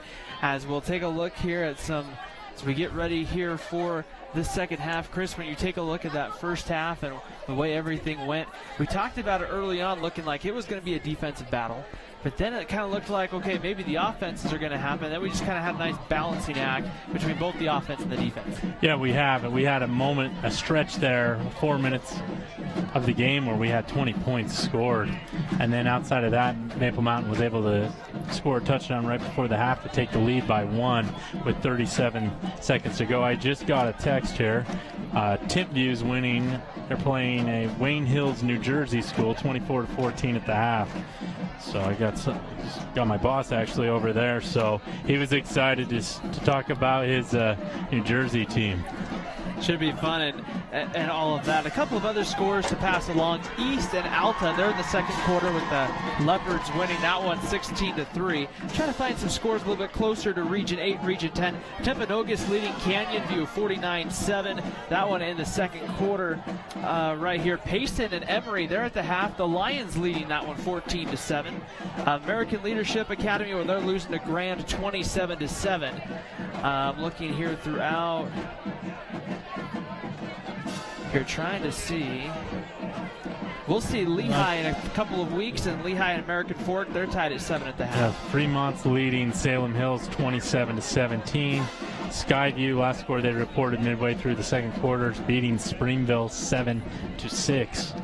A lot of exciting action. Yeah, Riverton leading Provo 35-19, but I think for the most part, that's a lot of the scores here from throughout the area that we have. When you really take a look at it, Chris, that's one thing that you think about. You want to make sure that you have games on your schedule that are going to be competitive, games that are going to allow you to have the opportunity to know what your team's made of before you get into region play, and then maybe have a game in there where you're going to be able to build some confidence and do some things well. I was going to say that same exact thing. Spanish Fork being a 4A school, they've challenged themselves by playing a couple of 5A schools here, and then in week 1, another 4A school. It's been a very challenging schedule, and then they take a bye. I don't know if that's necessarily the best idea, but if I was designing Spanish Fork's schedule, I'd probably have maybe a confidence building game. And Maple Mountain has challenged themselves a little bit too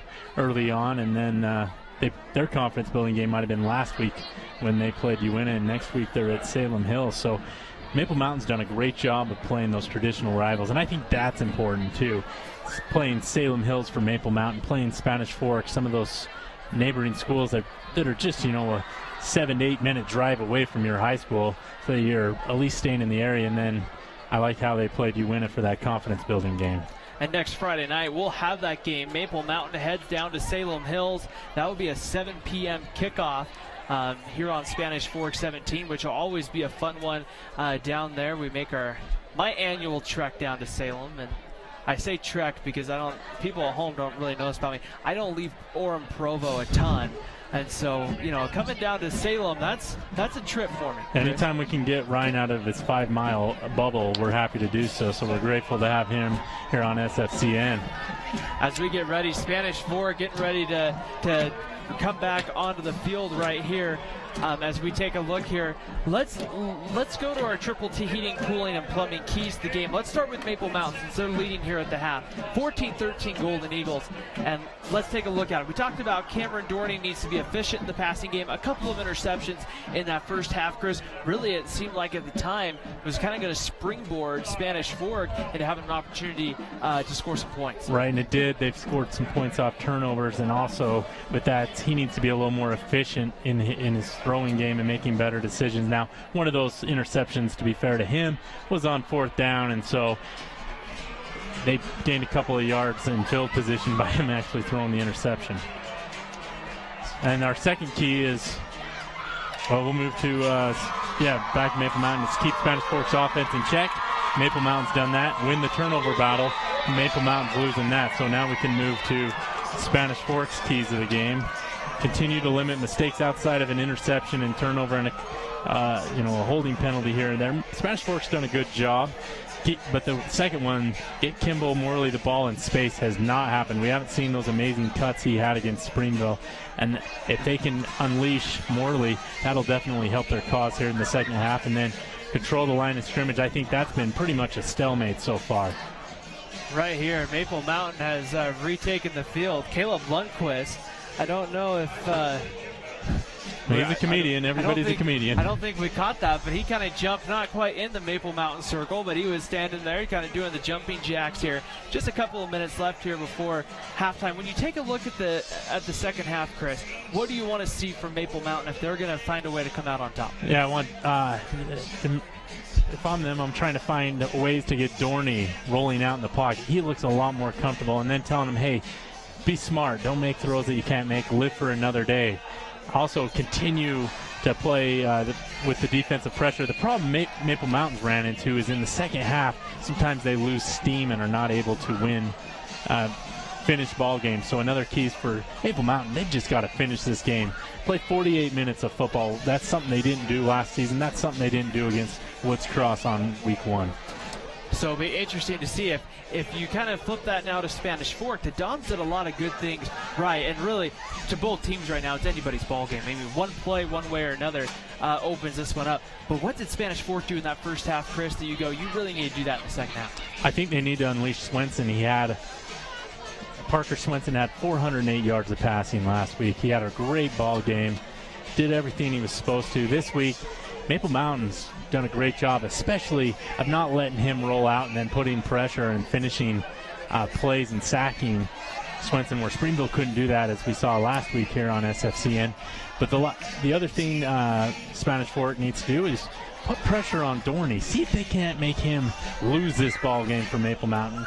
Create turnovers. And then, if they can somehow wear Maple Mountain down and establish the run game, I think Spanish Fork's got a good chance. But like you said, this is one of those games where I don't have any intuition on which team I think is going to win it. It can really go any way, and I think the thing to remember is it's one play one way, one play the other, and it's still, at this point, a one-possession game. Absolutely.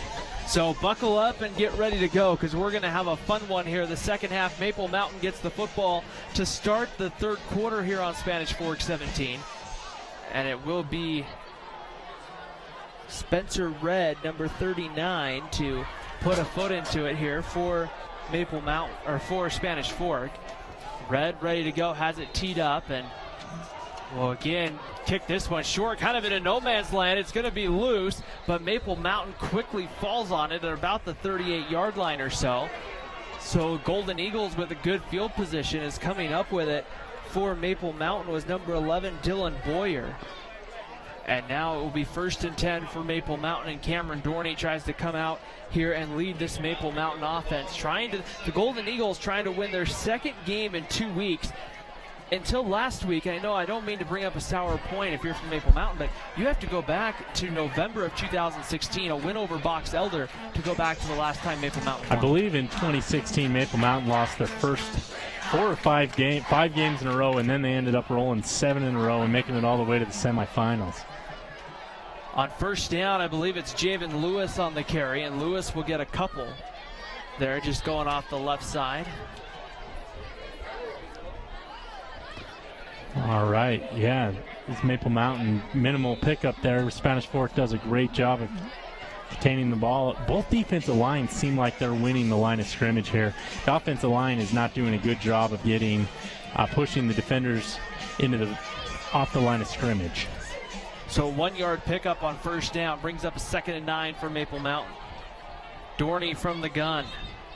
Back to throw with some time. Screen pass set up and overthrew Javen Lewis out of the backfield.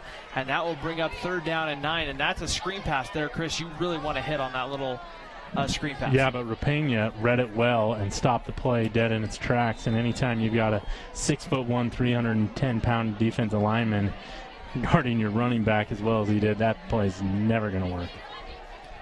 So a passing situation coming up here for Maple Mountain, 3rd down and 9. The Golden Eagles needing about the 48.5-yard line to convert here on 3rd down. 3 wide receivers, Dorney rolling out, looking downfield, has a man, threw it low and incomplete. That was intended for number 7, Luke Henderson. And that one just thrown at Henderson's feet. That was going to be a tough grab for any receiver. So Maple Mountain will go 3 and out and be forced to punt. So Spanish Fork's defense steps up to the steps up here as I draw my notebook for the second time in this half. So 4th down and about 9. Maple Mountain will get back to punt. Zach Peterson will go back to about his own 26-yard line. Dallas Iera, who has 2 scores on the night for Spanish Fork, back inside his own 25 as he's just kind of backpedaling to the 22. Pressure comes. Peterson with a line drive punt.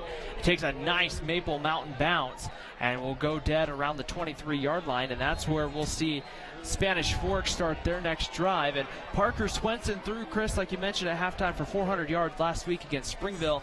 Tonight, not quite there, but he's shown at times, again, a bright spot at the quarterback position to be able to make the throws that he needs to make. Right. The issue with Swenson tonight is Maple Mountain's doing a great job of putting pressure, and also they're rolling their defensive end out to his right side, so he's not able to roll out very effectively tonight.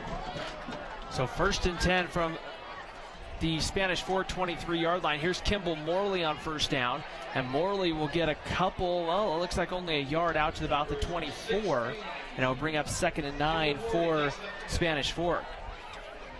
And both run defensive linemen, both teams' defensive line and linebackers, as I can now communicate properly, are doing a great job of getting penetration and not allowing any run plays to develop.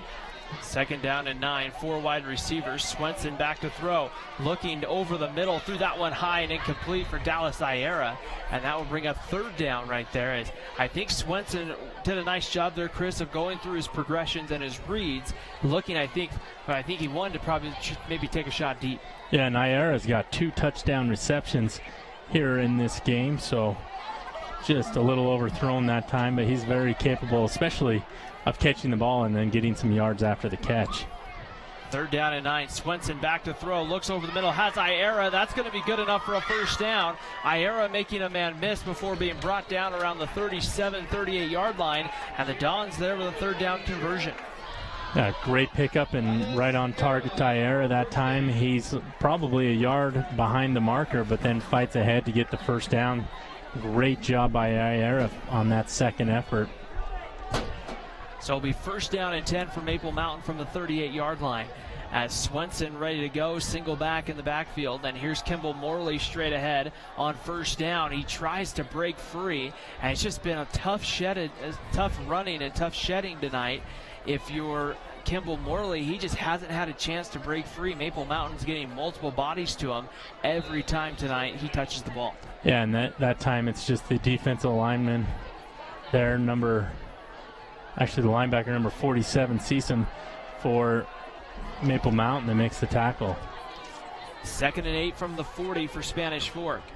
Back to throw with some time. Swenson looking on the sideline route. Has Iera across the 50. Into Maple Mountain territory. Still on his feet inside the 40 down to about the 37-yard line. A nice pickup there for Spanish Fork. It's going to end up being about a 22, 23-yard gain and a Spanish Fork 1st down. Just a little out pattern that time, and Iera breaks the tackle from his own guy before he's finally brought down by Herbie Wright. Spanish Fork's Swenson, when he's in rhythm, has a lot of confidence, and he's starting to show that here in the 3rd quarter.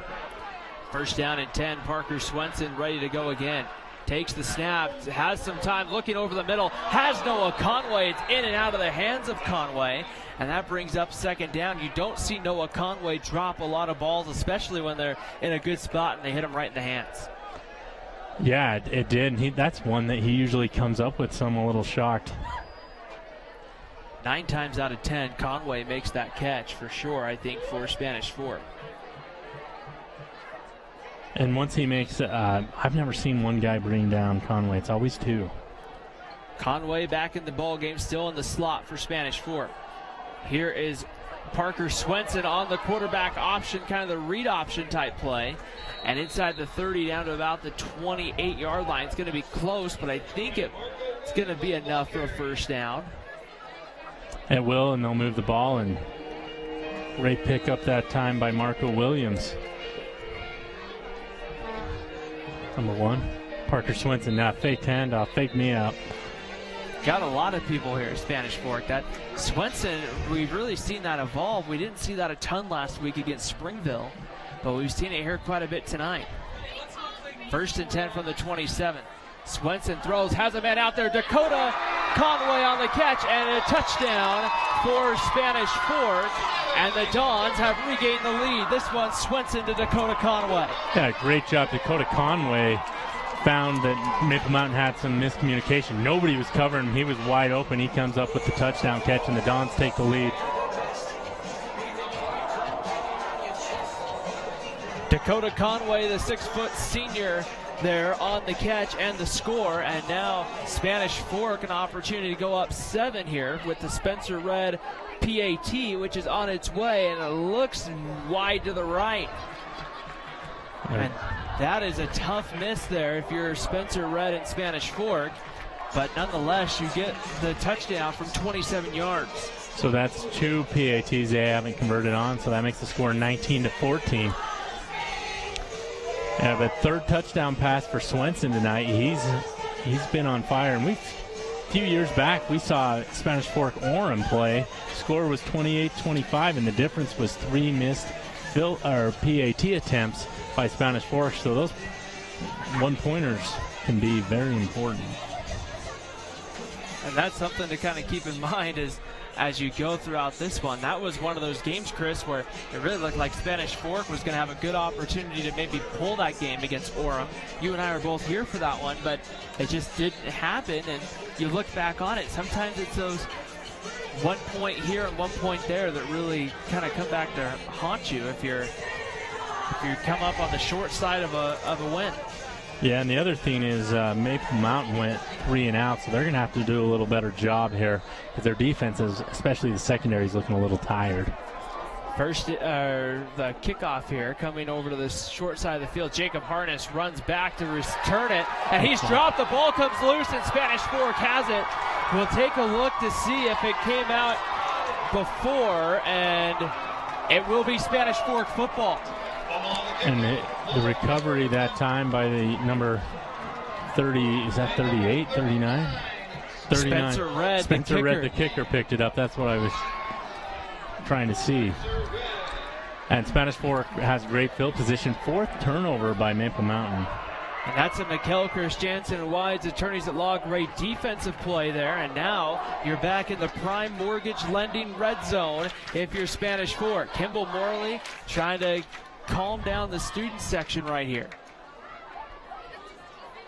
Swenson back to throw with some time. Pump fakes, rolls away, looking towards the end zone. Has a man, throws it into coverage. It's intercepted on the goal line. There's a penalty flag that comes in, trying to see who came up with the INT. It was number 26, Herbie Wright, on the interception. Wow, and back-to-back turnovers. We've seen that in this ball game multiple times where a team answers a turnover by turning the ball over themselves. So that's the 3rd turnover by Spanish Fork. We're going to see the penalty here and who that will go against. It came in towards the end of the run, or the return, I should say, by Herbie Wright.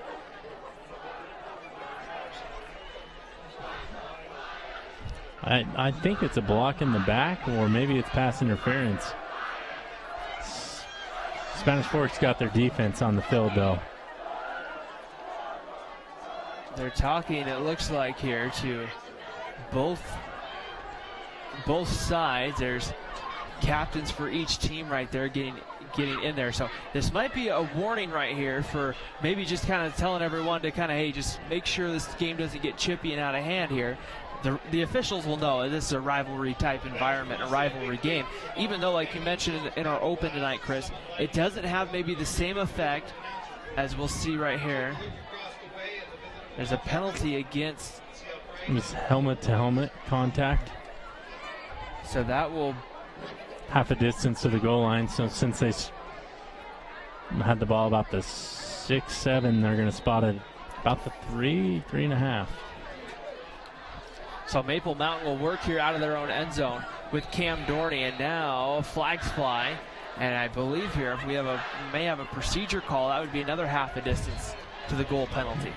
And pretty soon, Spanish Fork's defensive line can smell a safety here, so I wouldn't be surprised if they're playing with a little bit more energy.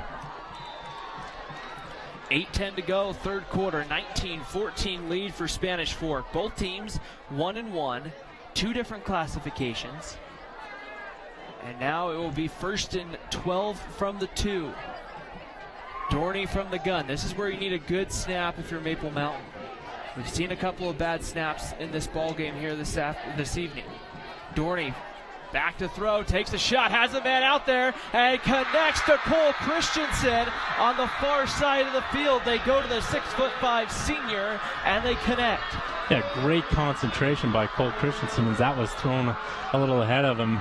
That been on target. He's still running, but he reaches out here, makes the catch, and turns the field really as Maple Mountain is in the shadow of their own goal line.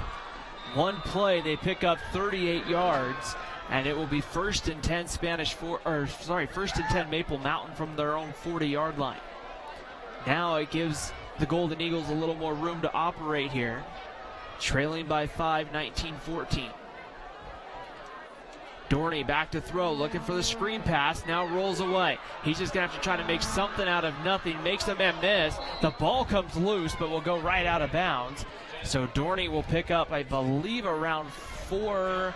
He's going to pick up 5, maybe almost 6. Yeah, he got a little help from the fumble there, and he took quite the hit at the end of this play. As the ball's knocked out there by number 36, Ben Boyack.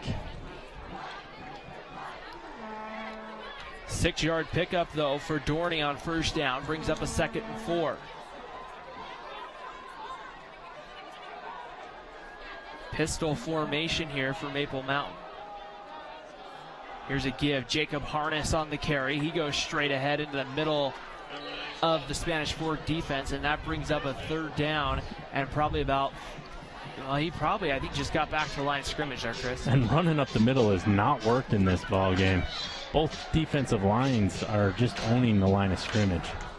We saw Springville a week ago, Chris. They had a little bit of some success with Isaac Webb there, especially in that 3rd quarter, just pounding the rock there. But tonight, none the case here against the heart of that Spanish Fork defense. Yeah, but you got to keep the defense honest so you can set up some play action passing and not be so predictable. Dorney rolls out, looking downfield, takes a shot deep, looking for Kyson Hall, but overthrew him. Incomplete, and that will bring up 4th down. Hall with a little bit of a step there, I believe, on Caleb Lundquist, and that will bring up 4th down. Yeah, 4th down. Maple Mountain will be forced to punt there. Pretty good coverage downfield, a little hand fighting, but that ball was overthrown by Dorney that time. Maple Mountain will bring on Zach Peterson, it looks like, to punt, and Dallas Ayera will go back to about his own 12, maybe 13-yard line right here for Spanish Fork. If you're Maple Mountain, you would love to pin him back deep, maybe inside the 10. There's a fake right up the middle, but they're going to be a yard or two short. They needed the 50, and I believe they're going to have the 49-yard line. A nice attempt there by Brad Burtonshaw and the Golden Eagles, but they're going to be a yard short of the marker.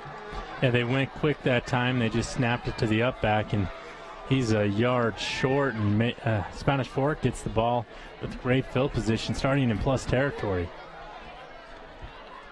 6:40 to go here in the 3rd quarter. 19-14 lead for Spanish Fork.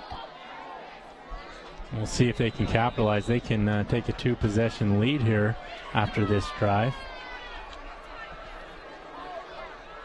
Parker Swenson, his confidence is growing as this game goes on. I just roll him out and let him throw it. Here's the give. Kimball Morley right up the middle. Probably one of the more productive runs we've seen from Morley there. He picks up about 5 yards there on 1st down. That'll bring up 2nd and 5, and they send Ayera in motion. And I was going to say Dorney, but Swenson has the option to pull that ball out and roll out if he needs to. Sorry, that was Marco Williams, number 20 on the carry, not Kimball Morley. Here's Swenson rolling away, hit. He completes the pass out to Dallas Ayera, who gets down the sideline and is thrown out of bounds by Maple Mountain. I believe it may have been Grady Nelson, number 17 there, getting in on the tackle. And, Dallas Ayera is becoming the safety blanket for Swenson. Anytime he's in trouble, he can count on Ayera over the middle, and he's came up with quite a few big grabs this evening. It'll be 1st and 10. That was Jack Francis on the tackles. We see another picture here from our drone cam. Here's Swenson, gets this one out into the flat. That is complete. Making a couple men miss is Noah Conway, number 8 on the catch. Yeah, that'll bring up 3rd and about a couple. Excuse me, is that 2nd down? It's going to bring up, that's going to be a nice gain of 6 there on 1st down. 2nd and 4, 5:20 to go, 3rd quarter. Spanish Fork threatening here, and here's Parker Swenson, keeps it and drops it off. It's Noah Conway breaking a tackle, tries to cut back inside. He's pushed out of bounds at around the 11-yard line. And back in the Prime Mortgage Lending red zone is Spanish Fork. However, they may not be there for long as penalty flags come from the opposite side of the field. And that's probably going to be offsetting unsportsmanlike conduct penalties, and we've seen that multiple times. But great job by Conway catching the ball. I guess that's a run play as he catches the pitch and gets upfield. So we'll see here as they sort these penalties out. It's been really a relatively penalty-free ball game, really both sides. We've seen a few, but we haven't seen, sometimes when we've been here, Chris, we've seen you get about 10 or 12 penalties going each way. Yeah, and that makes for a long night for both teams.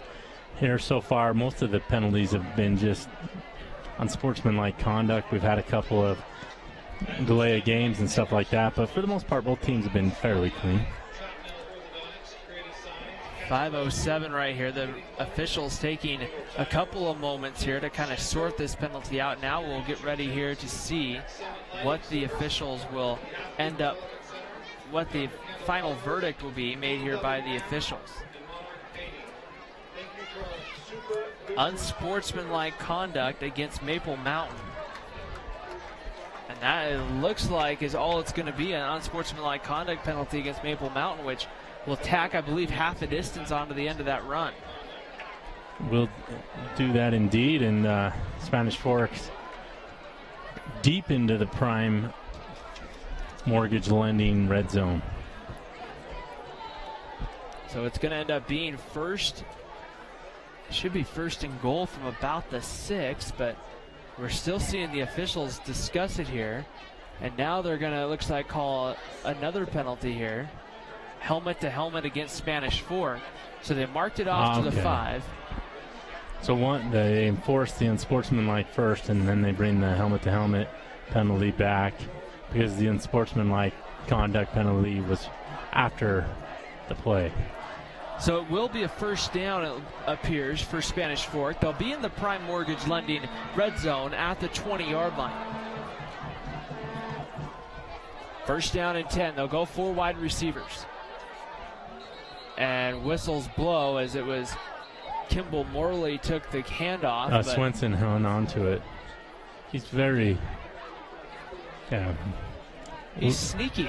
He's sneaky good with those handoffs. And we'll have a illegal procedure call here against Spanish Fork, which will back it up to about 1st and 20 from the 25-yard line. And sometimes Spanish Fork gets into the red zone here, and then we've seen this time after time where they have a silly penalty. They did that against Springville early on in the game. It didn't end up hurting them, but it cost them some early points. Back to throw. Swenson looks out in the flat. Has Noah Conway, who makes the man miss. Conway, there's another penalty flag on the field as takes a whole host of Golden Eagles there to get Noah Conway down.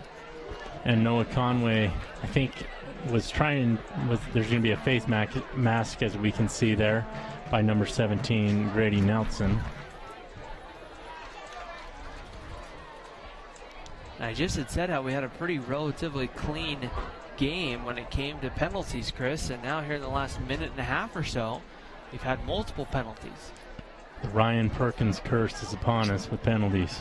Boy, I guess next week we'll have all the penalties in the world. I don't know. I don't think the curse works in reverse. That's the only problem. I'll have to work on that. All right. So right here, as they'll get ready to move in, they'll mark off the 15-yard penalty, which will be half a distance. It'll take it down to about the 15. Sorry, take it down to the 10. First and goal here for Spanish Fork. Here's a give. Kimball Morley up the middle, breaks the tackle, looking for the end zone, dives ahead. Did he get in? He did. Touchdown, Kimball Morley in Spanish Fork. Yeah, great run by Kimball Morley as we saw that slicing speed he has, and he picks up the touchdown from on first down and goal from the 10, and Spanish Fork's now got a 2-possession lead.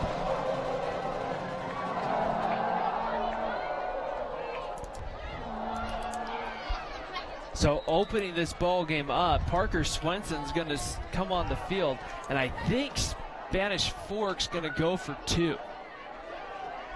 It's a 9-point. It's an 11-point game right now. They're trying to, I think, get it to 13 here on the 2-point conversion. I'd probably just kick the extra point so you're not a field goal and a touchdown and 2-point conversion ahead, but they'll go for 2. They bring in Bubba Rupena in the backfield. Here's Swenson on the keeper again, and he's in for the 2-point conversion. So now a little more distance between Spanish Fork and Maple Mountain. And with 4:41 to play here in the third quarter, it's a 27-14 lead for Spanish Fork. The Dons taking advantage right here and finding a way to score here in the third quarter. Yeah, and they've scored 14 unanswered, 14 unanswered points here in the third quarter, and it's been all Spanish Fork. There's been a couple back-to-back turnovers, but other than that, Spanish Fork has dominated this quarter. So we'll see here as you see a nice aerial shot here on the drone up here tonight at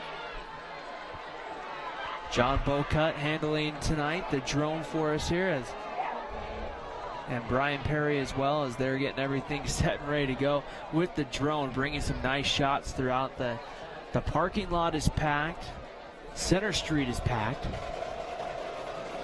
and we're set and ready to go once again for football. Spencer Red kicks this one down inside the 20-yard line, and on the return it's Tate Dayton trying to get outside. There is a penalty flag, but Dayton is dropped around the 25-yard line. We'll have to wait to see here what the penalty is going to be, though. Yeah, excellent coverage that time. I think the penalty is going to be a block in the back early on here on number 11. No. Either way, we see a great tackle by Zach Buse on that play. I believe that was Taylor Meller, number 16 there on the return. So now some pressure on Maple Mountain, Chris. You have to think here with 4:39 to go, or 4:35 to go in the third quarter. You have to be thinking, Chris, you got to get something going offensively.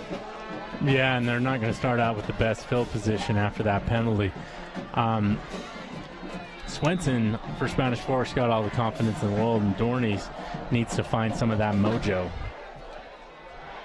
First down carry goes here for Maple Mountain. I believe that was Javen Lewis, number 32 on the carry. And there's definitely a spring in the step of Spanish Fork's defense right now as they've got the momentum in this ball game.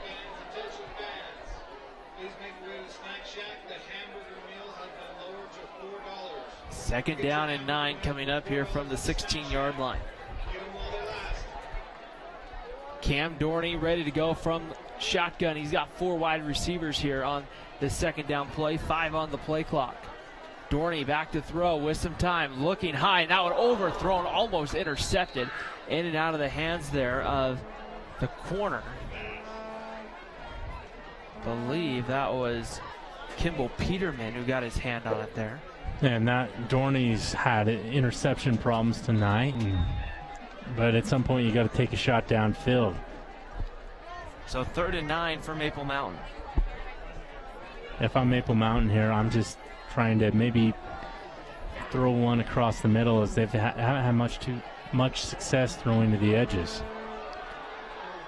Dorney from shotgun, ready to throw with some time. Pressure comes, takes a shot into double coverage down the sideline. Has a man out there diving and making the catch. to the far side of the field is number 8. That is Tyler Nelson. Nelson, the backup quarterback there, also splitting out as a wide receiver and making a nice catch there. Great concentration. I don't know if he was in bounds when he caught it, but he'll give it a catch nonetheless, and we got another penalty here. I think they're going to call a sideline warning. And that was on the coaches because they were halfway out on the field.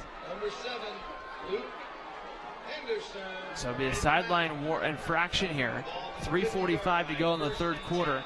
Right now, Maple Mountain trying to see if they can get something back here before the end of the third quarter. Straight up ahead again with Lewis, and Lewis will get a couple more. But it has been tough running through the middle of that defense for Spanish Fork, whether it's been Rupena or Bradford, or you get Boyack and Moore from the linebacker position, Chris. It's been tough to run up the middle. Yeah, it's been very difficult, as you said. And unfortunately, we have another injury. I didn't see who that. That is Ben Boyack, number 36, down on the field. And that would be a huge loss. We saw earlier in the game an injury for Spanish Fork. As Josh Trafney they've taken his helmet and they've taken his pads, so he's done for the night. But he seems to be in good spirits on the sideline. Right now, as both coaches will call their teams over the sideline. Let's take a moment here to thank our sponsors as we get this injury sorted out here with Ben Boyack. And we'd like to thank the following sponsors: Prime Mortgage Lending, Mikkel Christiansen Wise, 2 Jacks Pizza, Triple T Heating, Cooling, Plumbing, MVP Sports, Lance Wilson State Farm, and Tony Basso Auto Group. Thank you for making this broadcast possible, sponsors. And also you can watch replays of this game on YouTube, the Spanish Fork 17 channel, and then also on sfcn.org you can watch these live and other programming live as well. Second down and about 8 here for Maple Mountain after the nice completion to Tyler Nelson. The Golden Eagles back to work here, trying to see if they can chip away at the Spanish Fork lead. Here's Harness straight up ahead, and Harness going to be pretty close to the marker. And we'll see here what happens. It looks like he might be about a half a yard short or so, depending on the spot. It looks like they're going to give him about the 40.5-yard line, about half a yard short. And Spanish Fork anticipating a run play here, brings in Blaine Bradford, so that'll have Blaine Bradford and Rapena as your 2 defensive tackles. 2:38 to play, third quarter.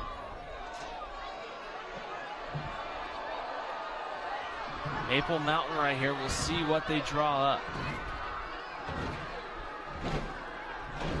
Dorney ready to go right here. Gives it to Kyson Hall on the sweep. Trying to get outside. And he is brought down by Trey Lofton, who came flying in. Didn't make a clean tackle, Chris, but knocked him enough right there off balance that he's got brought down. Yeah, and Hall that time's waiting. He needs to get upfield a little earlier as he ran out of field there.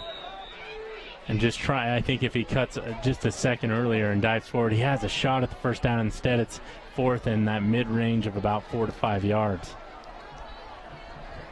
Nice job. I wasn't sure, I didn't get the number there to know who it was, but one of, I believe, the linebackers for Spanish Fork really forcing Hall to stay outside. Dorney with the little pooch kick at the 20. It takes a nice Maple Mountain roll and will go to about the 14-yard line where Luke Henderson will down it.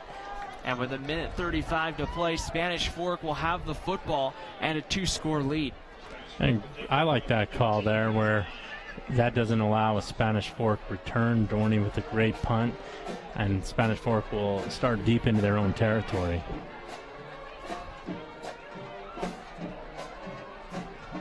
So we'll see here what Spanish Fork will find a way to. Well, Spanish Fork touchdown drive here pretty much puts this thing out of reach. Especially anything that consumes 4 or 5 minutes off the clock. Parker Swenson will give it to Kimball Morley on first down. Morley jumps it outside across the 20, down to about the 24-yard line or so. But that will be enough for a first down. Yeah, great job by Morley cutting to the outside, getting the majority, picking up enough yards for a first down, and getting a new set of downs.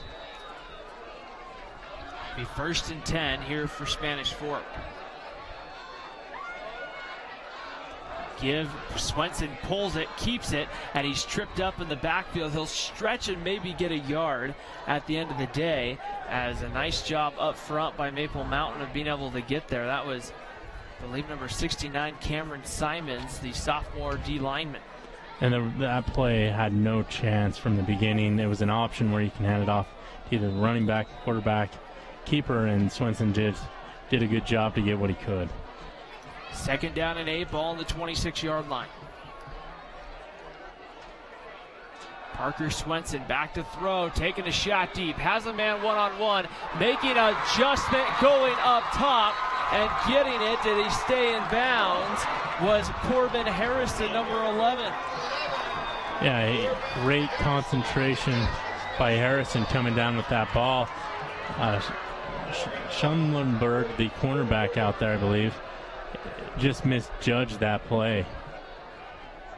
Maple Mountain trying to say he was out of bounds, but the officials say that Harrison was in. It's a 1st down for the Dons at the 44.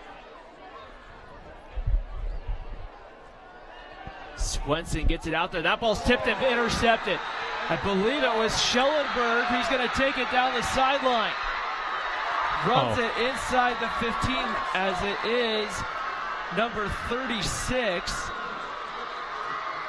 on the interception for Maple Mountain. That is Brandon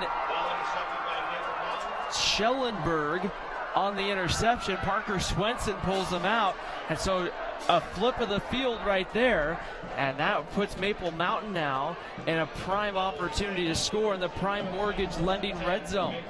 Yeah, great job by Schellenberg. Misjudged the previous play, but redeemed himself by catching the tip pass.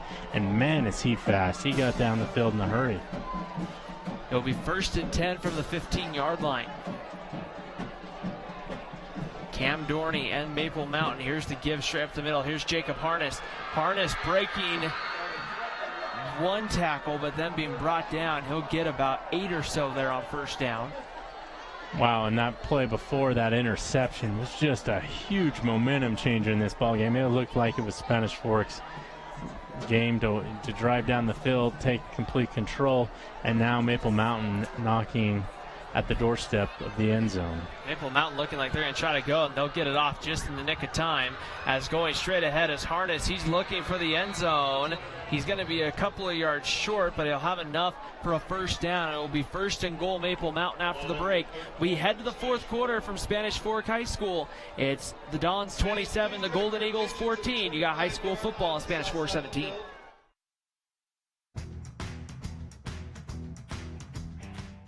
Hi, welcome to 2 Jack's Pizza. For the best pizza you'll ever taste and our world-famous cheese sticks, come to 2 Jack's Pizza on Main Street in Spanish Fork, or call us for a quick delivery. Are you hungry yet? MVP Sports is the #1 source for sporting goods in Spanish Fork. Football, soccer, all the fall sports, we've got you covered. Check out our new custom t-shirt builder. Design at home and we'll build it for you. MVP Sports, 72 North Main in Spanish Fork. The best time to check your furnace is before it fails, and you can rely on Triple T to do the job right. Our technicians are trained every year so you can sleep better at night, knowing your furnace is safe to operate. Call Triple T at 798-7711 to schedule your tune-up today. Need a new car or truck? The Car Guys has the best selection of used vehicles at the best prices in Spanish Fork. The Car Guys know their automobiles to get you the best car for your needs and your budget. The Car Guys at 872 North Main in Spanish Fork.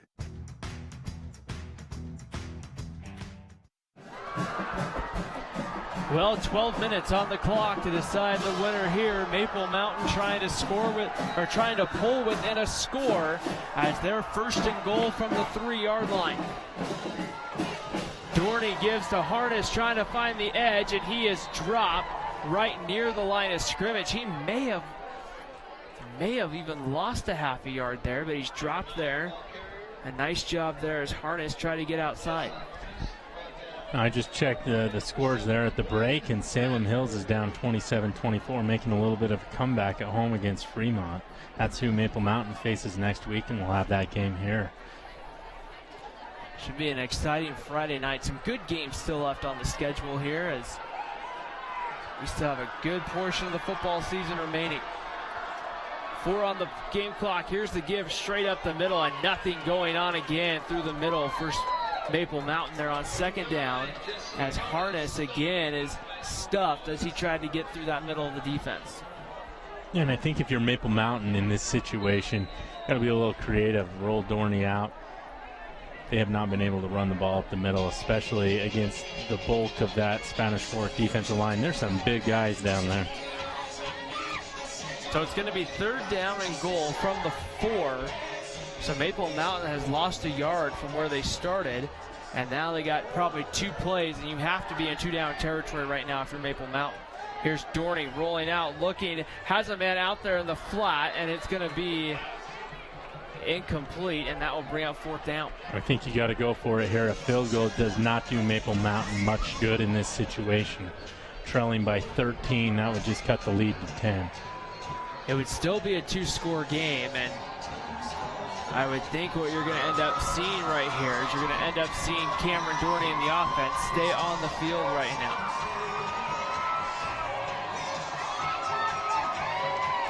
Big play right here. Maple Mountain trying to get something here onto the field here from the sidelines, and now Maple Mountain will use their first timeout as the play clock was down to 5.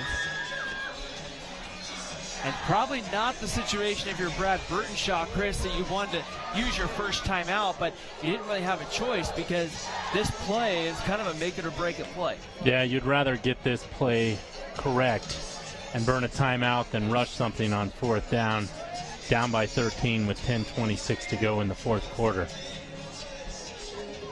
If you're an offensive coordinator right now, are you going to some kind of rollout here with Dorney? Yes. He's looked very comfortable, and also he's got some nice speed, and if he has the opportunity, he can also run it into the end zone. The unfortunate thing about passing when you're this close is you've got the 12th defender, which is the back line of the end zone. So that's kind of an advantage for the defense once you get inside about the 5 here. You've got a very shortened field. Your options are limited, and those defenders can cover more space with that end line. Well, here we go. 4th down and goal from the 4-yard line. Maple Mountain with 3 wide receivers. Single back set right now is Jacob Harness. Dorney to throw, going to the back corner of the end zone. Jump ball, and it's caught. There is a penalty flag. And the question's going to be here. They're throwing the penalty flag before any indication. Did he catch it? It went to that far back corner. They were looking for Christensen. He came down with it out of bounds. He's out of bounds and he drops it. But we're going to see here who the penalty is against. Remember, if it's against Spanish Fork, it would be an automatic 1st down at half a distance, depending on what it is. It's pass interference against Spanish Fork, so that would give Maple Mountain a fresh set of downs. Yeah, 3. Or is it replay 4th down because they could not pick up a 1st down, so they'll move at half a distance to the goal? No, it's first. They didn't change the marker. Normally, I think it is a 1st down. So they'll move the ball down to the 2-yard line. It's 1st and goal from the 2. Dorney from shotgun, ready to go. Here's the give. Dorney's going to try to keep it, try to dive in for a touchdown. No signal yet from the officials about a touchdown. Maple Mountain indicating touchdown. And it's going to be no touchdown and a 4th down stop for Spanish Fork. And that's huge. And, I know at the professional level that if it's a pass interference on any down inside the goal line that they'll give you a 1st down. In this high school level, apparently not. And it doesn't, looks like Dorney's knees might have been down before he crossed the goal line, and that's a good call by the officials. Well, you can see it kind of at home from that angle, but the ball is on about the half-yard line. I mean, Dorney didn't miss getting in by much. I said differently, if you don't get the ball 1 inch, or if you don't get the ball right back to the same spot it's at, it's a safety. 5 on the play clock here for Spanish Fork. You got to get something off. And they play clock was at 0. There was no penalty flag thrown. And now a penalty will come in from the far side of the field, but getting about a yard, maybe a yard and a half there up the middle with Spanish Fork. And if you have a hold in the end zone, it's safety. So that could be huge. It looks like it's on Maple Mountain. And if it is, we'll have to wait and see what exactly the call's going to be. Face mask Maple Mountain, the indication. And so the Golden Eagles there end up, instead of the ball being now on the 1 yard line, and the game clock now will begin to run here. That'll bring up 1st and 4, as it was just the 5 yard variety of face mask. Is that incidental?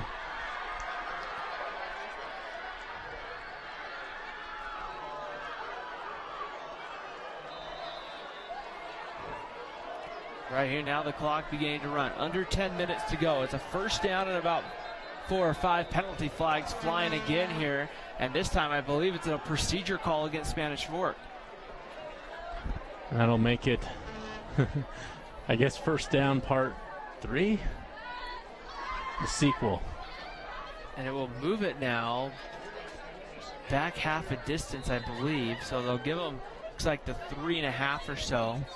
Might be closer to the 4, actually. Feels like 10 minutes of real time here, and we haven't even ran first down after the 4th down stop there at the goal line.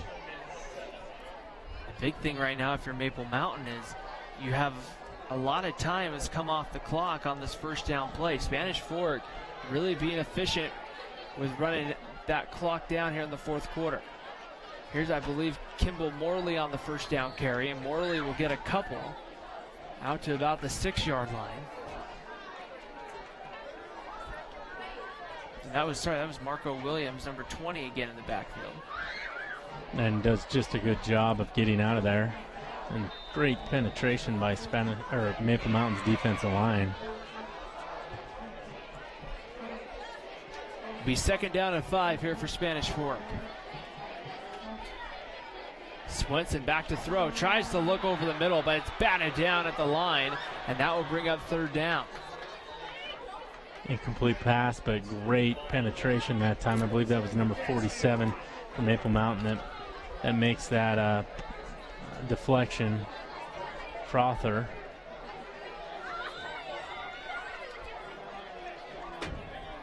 So now 3rd down and 5 here for Spanish Fork. The nice thing if you're Maple Mountain is that stops the clock with 8 minutes and 18 seconds on the game clock. Back to throw with some time. Swenson steps up, rolls away. Now being pressured, throws downfield, has a man out there. That's Dakota Conway for a first down and more. Out across the 40 to the 42. Now the Dons have some breathing room, and they have a fresh set of downs. And that's a huge 40-yard pickup that time by Dakota Conway. As there were too many Spanish Fork receivers there, and not enough Maple Mountain. Must have been a breakdown in coverage there in the zone as Swenson extended the play. Maple Mountain's defense did not match the depth of the Spanish Fork receivers. So it'll be first down and 10, ball on the 42-yard line here of Spanish Fork. The Dons trying to work into Maple Mountain territory, trying to chew up some more clock here in the 4th quarter. Marco Williams on the carry again. We haven't seen a lot of, that was Kimball Morley back in the game. We've seen a pretty steady dose of both Kimball Morley and Marco Williams tonight. And Ezra Pendleton with the tackle, he's having himself a good game. He's making a push for the MVP Sports Player of the Game. He's had a good night from the defensive line spot for Maple Mountain, as they've really done a nice job as an entire unit of keeping Kimball Morley and keeping the Spanish Fork run game pretty much in check. Here's Swenson, pitches it outside, and that's Marco Williams. The jersey's just pulled on by Miller, and that will slow down Williams as they try to strip the football loose. And that's a good thing that's made out of strong fabric there for Iera, as Miller just completely derails him by grabbing his jersey. You got to have strong hands to do that. Ayera having himself a really nice game. 2 touchdowns on the night. One from 61 yards out and the other from, I believe, 4 yards out. 3rd down and 6 to go for Spanish Fork. Swenson goes to the line to make an adjustment. Back to throw with a 3-step drop, looking low and completes it to Trey Lofton, who makes kind of a sliding catch at the Maple Mountain 45. Yeah, a huge catch that time by Trey Lofton. And Swenson's in a pretty good rhythm here in the second half. He had that one interception, but outside of that, he's done a great job of moving the ball, and we see that clock keep on ticking as it's down to 6 minutes and about 7 seconds. 1st and 10 here at the 45-yard line for Spanish Fork.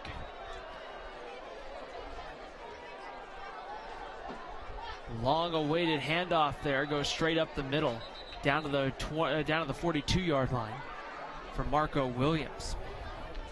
And that'll bring up a 2nd and about 7. I think the biggest thing right now for Spanish Fork is the game clock right now at 5 minutes and 35 seconds.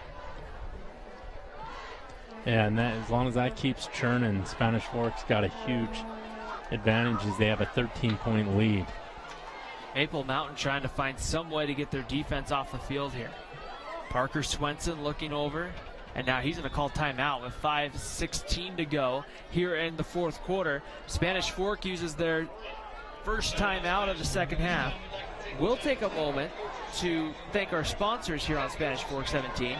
We got the Tony Basso Auto Group, Lance Wilson State Farm Insurance, MVP Sports, Triple T Heating, Cooling, and Plumbing, 2 Jacks Pizza, Mikel Christiansen and Wise Attorneys at Law, and Prime Mortgage Lending. We thank them for making these broadcasts possible. We also want to remind you, you can catch this broadcast and our many other broadcasts on our YouTube page, youtube.com/SpanishFork17, and also watch this game live on sfcn.org. Click the Watch Now button on the top of the page there, and you can get that. Next Friday night, we got another good one here. We're going to be down in Salem. It will be Maple Mountain and Salem Hills, which should be a fun one there. 2 former region rivals, Chris. Those are another couple of teams, Chris, that have played some pretty good ball games over the last couple of years. Right, and if I'm not mistaken, Maple Mountain has played Salem Hills more than any team in the history of Maple Mountain football. A 2nd down and 7 carry goes up the middle for maybe a yard there on 2nd and 7. What's interesting is since Maple Mountain opened, it seems like there's been more years where they're in different regions and different classifications. 3rd down and 6, and just about the time you get used to it, Chris, they'll make a new realignment. We're not too far away from that. I think coming up in 2019.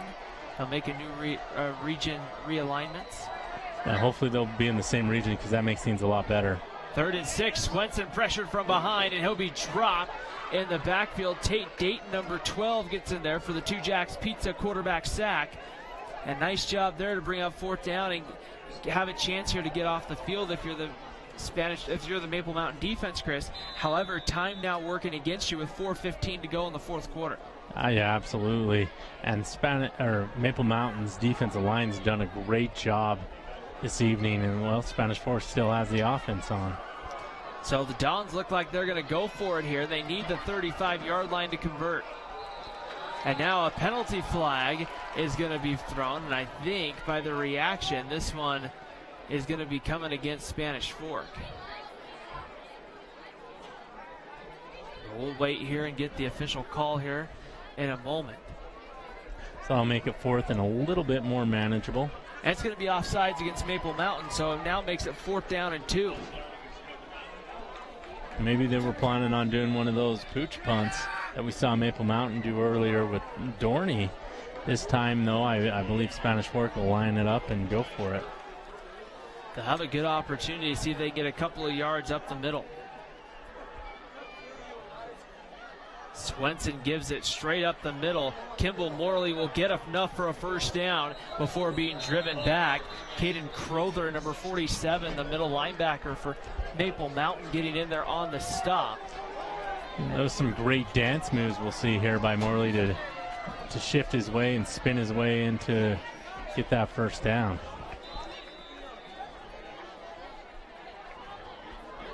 The tough part, if you're Maple Mountain, Chris, there is another fresh set of downs means probably running at least another minute and a half or so off that clock. Yeah, absolutely, and we're down to 3 minutes and 22 seconds. Here's Kimball Morley on first down, and Morley will get a couple down to the 30s. He'll pick up 4 there on first down, and you'll take 3 or 4 yards almost any play. Yeah, of course, and with that said, time keeps on ticking off that clock, and Maple Mountain's going to have to try and maybe force another turnover here. Be second down and 5 here from the 29-yard line. The other thing is we haven't had any points here in the fourth quarter. Spanish Fork has been very content just to let that play clock run down and use a full 25 seconds. Swenson will snap it here at about 2 seconds.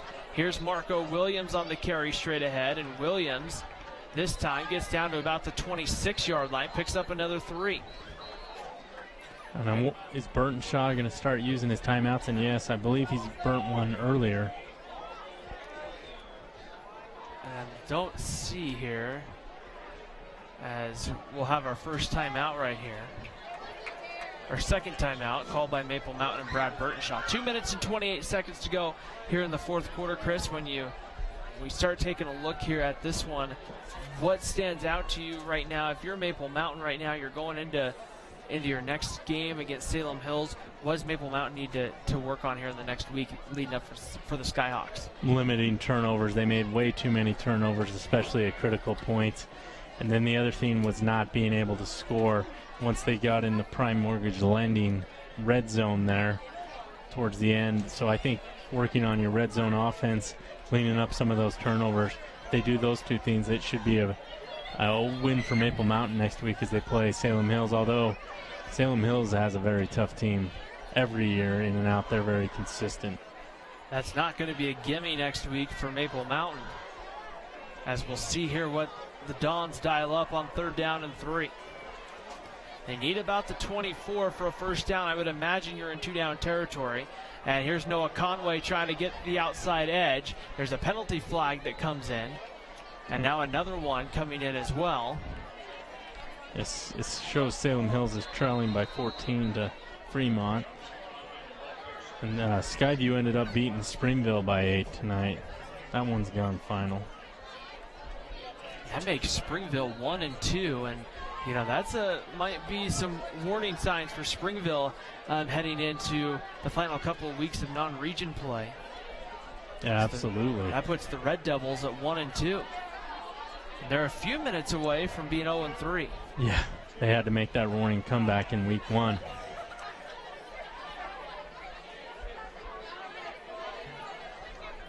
Now Conway went out of bounds, so I think this clock will reset.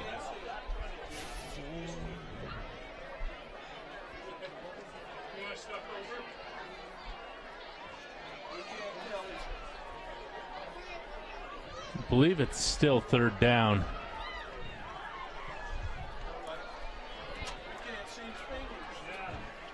They're trying to adjust the clock, and here there's no microphone system here at Spanish Fork, so they have to just spell it out there. 3rd and 15. Swenson will roll back to throw and look down the middle. Has a man that is caught by Dallas Iera, and he's pretty close to the marker there for a first down. If it's 4th and short, it's going to be 4th and maybe a yard. I think that's the situation. Nope, they're moving the chains, and Iera has just been doing everything for Spanish Fork tonight, special teams and at his receiver position. It'll be first down and 10 for Spanish Fork, and with 2:10 to go, Brad Burtonshaw, I think is going to be forced, Chris, to use that final timeout here on this next snap. Yeah, he'll have to, or the clock will run out on this sequence of downs.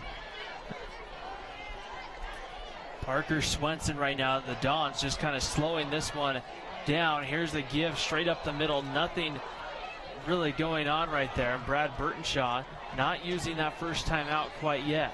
Yeah, and great job by Marco Williams, and great call to just keep that ball in bounds. All you need to do is keep it in bounds.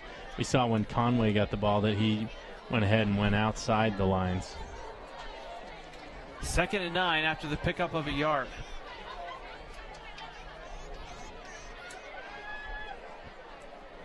They're going to go here with 4 wide receivers here on the play.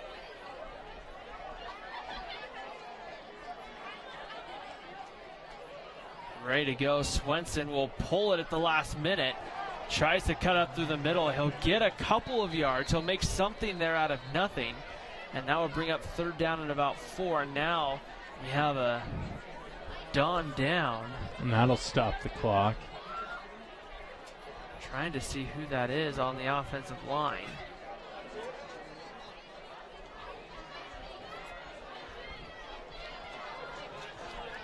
That might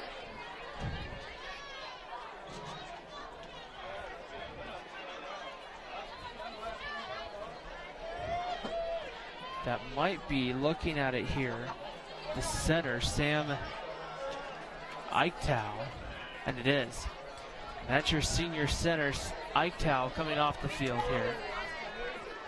And that's the last thing, Chris, you want to do here in the last couple of minutes when you're running out that clock, is to have some kind of injury happen. Yeah, and hopefully he's all right to play next week, and it's just a cramp or sore muscle of some kind. 2nd down and 9 coming up here. 1:22 on the game clock. Spanish Fork looking to try to hold on. They would have improved to 2-1 heading into their bye week before going on the road to play Cypress. And then it's into the Region 10 opener.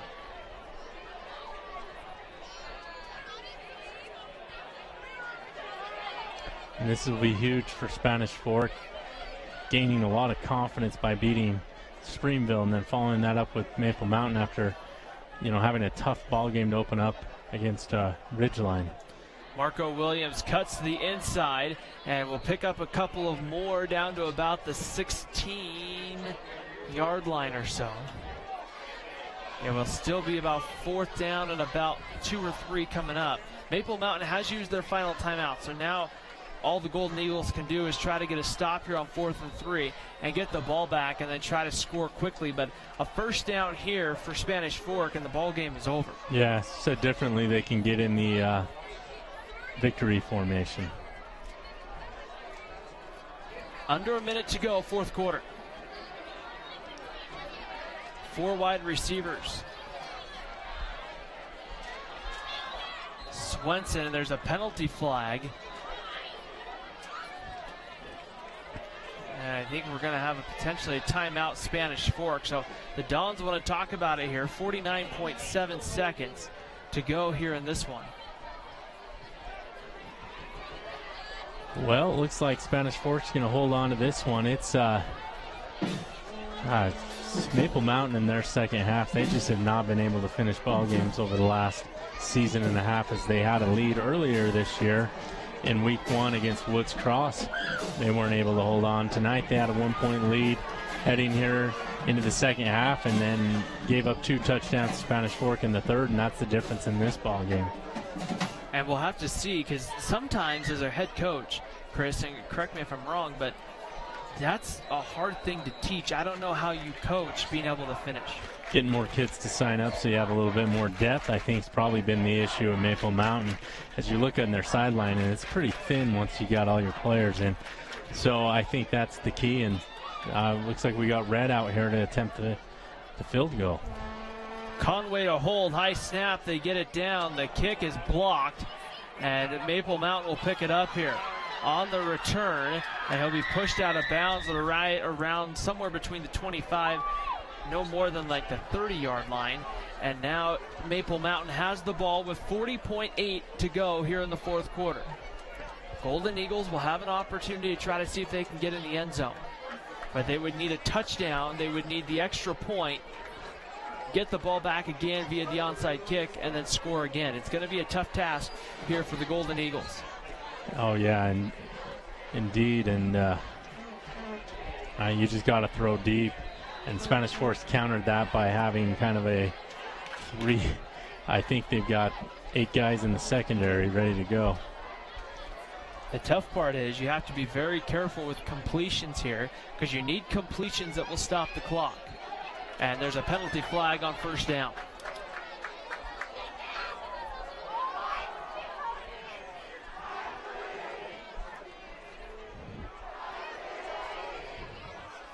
So we'll see here what the penalty flag will be, and it's going to be unsportsmanlike conduct against Spanish Fork. So that's going to move it 15 yards from the 28-yard line. And these are the type of things where it's almost like, can we just concede the game a little faster? Sometimes these unsportsmanlike conduct penalties happen at the end, and get a bunch of kids that are between the ages of 15 and 18, maybe not have the maturity to end some of these games, but I guess it's a good life lesson for both teams. So it'll be 1st and 10. They'll move the ball up to the 43-yard line. And now they want to put 4-0.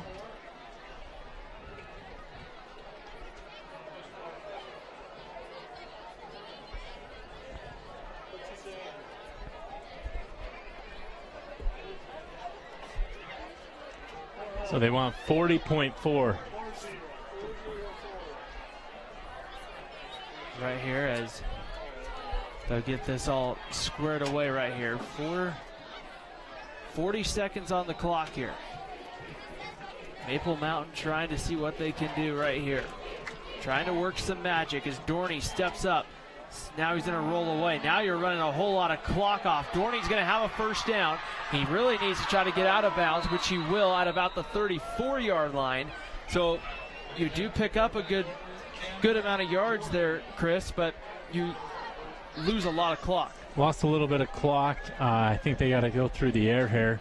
Obviously, the situation for Maple Mountain to win is they got to score here in a hurry, get the onside kick, and I guess go with the Hail Mary. Really, that would, and you would like to leave yourself maybe enough time where you potentially have a shot, maybe 2. You know what I mean? Yeah, absolutely. They got to pretty much go Hail Mary here. They've got kind of a tight formation as well, which seems kind of odd in this situation. Dorney back to throw with some time, being pressured. Pocket breaks down. Dorney dancing, using a lot of clock, and will throw that one away, but it's down to 19 seconds, so he takes another 10 seconds off the clock. Yeah, he did throw it away, but maybe that's something where there's nothing developing downfield due to the great coverage of the Dons, and you got to throw it away earlier. And that's one of the strengths of the Spanish Fork defense, Chris, is that secondary. You have guys who've been playing there, Caleb Lundquist, Zach Buse. Some of these guys have been in there since their sophomore year. This is their 3rd year starting at the defensive side of the ball.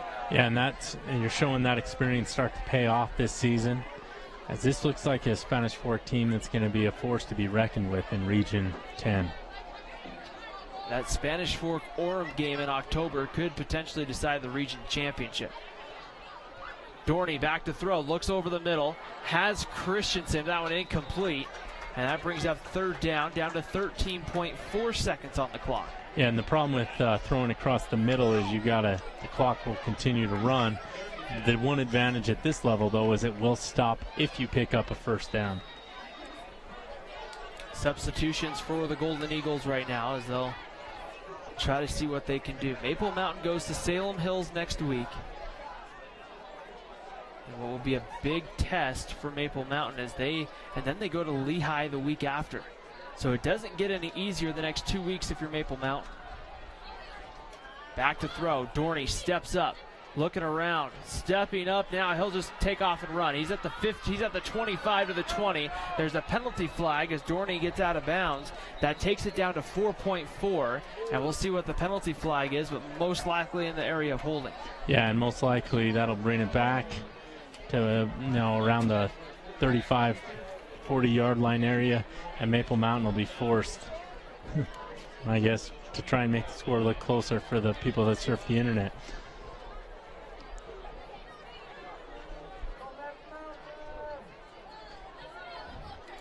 So we'll see here where they're going to move the ball back to. And one thing in the second half, Chris, we saw both sides kind of have some penalties that maybe they didn't need to have when you take a look at it, and that's something where there's costly penalties. While maybe didn't hurt either team tonight, Chris, but in a big-time game, those penalties can add up.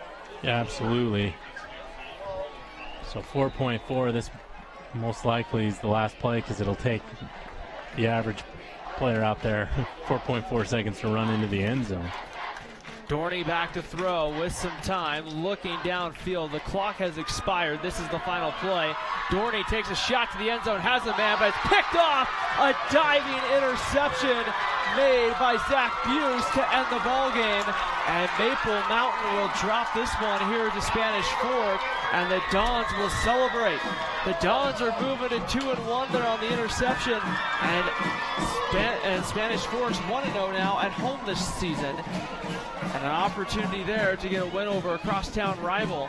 We will take a break here on Spanish Fork 17. When we come back, we'll have our MVP Sports MVP of the game. We'll wrap this one up for Spanish Fork High School. The Dons beat the Golden Eagles 27-14.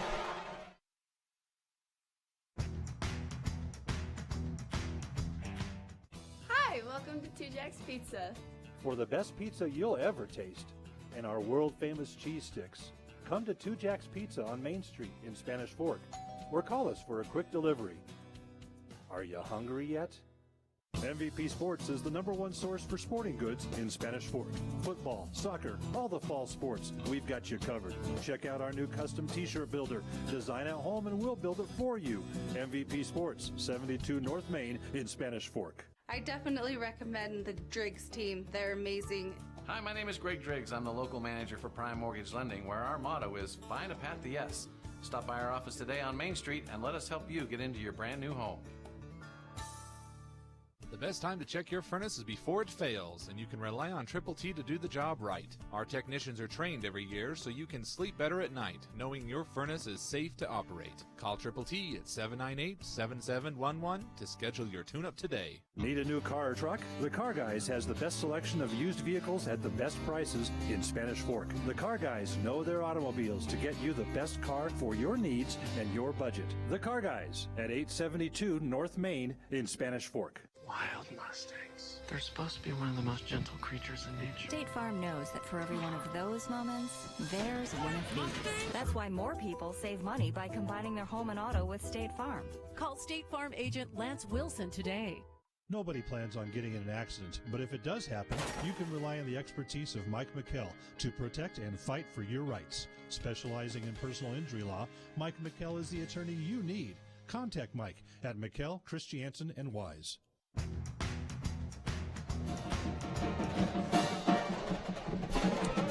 Well, an exciting night here at Spanish Fork High School. The fans have cleared the bleachers in front of us here, as you see them emptying out, but that's because they're about to go ring the bell out here tonight, right here, as they get ready to go. A great opportunity here for Spanish Fork tonight, Chris, when you really take a look at it here. We knew this was going to be a battle, it always is, but an opportunity if you're Spanish Fork or Maple Mountain to be 2-1 and really kind of start springboarding your season onto a more positive direction. And if you're Spanish Fork, a great way to do it tonight. Yeah, and they definitely capitalized on the opportunity, as you mentioned.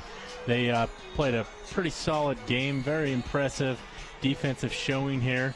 They stopped the run. For the most part, they contained the pass outside of a couple of big plays, and really they gave up only one touchdown in my mind, because the second touchdown Maple Mountain had, they got the ball at the 4-yard line. So with that said, I think Spanish Fork's defense played a solid ball game tonight. And definitely, when you take a look at it, it was a variety of different things. You see Caleb Lundquist about to ring the bell here. When you really take a look at it for Spanish Fork, it was one of those games where it really was a complete game. Your defense forced some turnovers. Special teams got involved with a couple of nice returns. But then the offense, once again, you saw that offense, I feel like, progress, Chris. Yeah, you did, for sure. The offense seems to, last week they were clicking maybe at a little higher pace, but they found a different way to win tonight, and that wasn't so much through the air. But credit Maple Mountain, I think their defense is a little bit better than Springville was, but Spanish Fork still found different ways to win this ball game. when you really break this down and you look at Maple Mountain, the Golden Eagles are now 1-2 overall. They played a competitive game here tonight with Spanish Fork, Chris, and really when you think about what Maple Mountain found a way to do tonight, they found a way to do some really positive things. They forced a couple turnovers themselves. They found a way to capitalize off those turnovers. There just seems to be, if you were to kind of start to link chains together, it's like there's one link right now missing from this Maple Mountain team. There's one link, or maybe a couple. One is they just keep making too many turnovers, and the other is they just don't finish ball games. And so if you can kind of maybe start to put those two together, you're going to be in a really good position. You still have a couple more weeks. If you're Brad Burtonshaw and Maple Mountain, you still have Salem Hills, you still have Lehigh before these games really start to count. But when you want to take a look at it right now, a great ball game overall. Yeah, it was a very fun ball game to watch. Maybe a little sloppy on the turnovers, but other than that, I felt very entertaining with. In the first quarter, we had a little bit of everything, it felt like, and it just continued from there. Tonight, we have two MVP Sports MVPs of the game. And let's start first with Spanish Fork, and let's talk about the Dons. And when you take a look at it, a spark initially happened. Maple Mountain jumps off to a 7-0 lead, but then Dallas Iera, after kind of having a hard time with that punt, Chris, all of a sudden kind of changes things, and Iera found a way to score from 61 yards out. Yeah, he did. He caught the ball across the middle and then probably ran an additional 35 yards to get to the end zone. And he also had another 40-yard touchdown catch. And it seemed like he was the safety blanket for Swenson tonight as he had multiple catches. So that's why we're making Dallas Iera our player of the game for Spanish Fork. When you go over to Maple Mountain, we focus so much offensively sometimes when we're giving out an MVP of the game award, and you really take a look at it, though, there's a variety of different ways you can contribute to a football team winning. And tonight for Maple Mountain, their MVP of the ball game really contributed when it came to the defense. Yeah, he did for sure. And we're going to make number 47, Caden Crother, our MVP for Maple Mountain. He had an interception, but it seemed like he was all over the field and got a lot of pressure on Swenson and forced him to do some things like throw some NITs, and he came up with a sack or two. But all the linebackers for Maple Mountain played a great game, and they definitely put a lot of pressure on Swenson and created some turnovers for their team. They just weren't able to capitalize it on the offensive end. Tonight, Spanish Fork defeating Maple Mountain by a final of 27-14. Our broadcast coming up next week comes to you from Salem Hills High School, where Maple Mountain goes on the road, looks to try to even up their record at 2-2 when they get the Salem Hills Skyhawks. That one coming up next Friday night at 7. We want to remind you can catch replays of this broadcast or many other broadcasts on our YouTube page, youtube.com/SpanishFork17. Also catch a live stream on sfcn.org as well for our Spanish Fork 17 program. Well, tonight we will say so long from Spanish Fork High School. For my partner Chris Hurst and our entire Spanish Fork Community Network team, I'm Ryan Pickens saying so long from Spanish Fork, where tonight the Dons come out on top 27-14.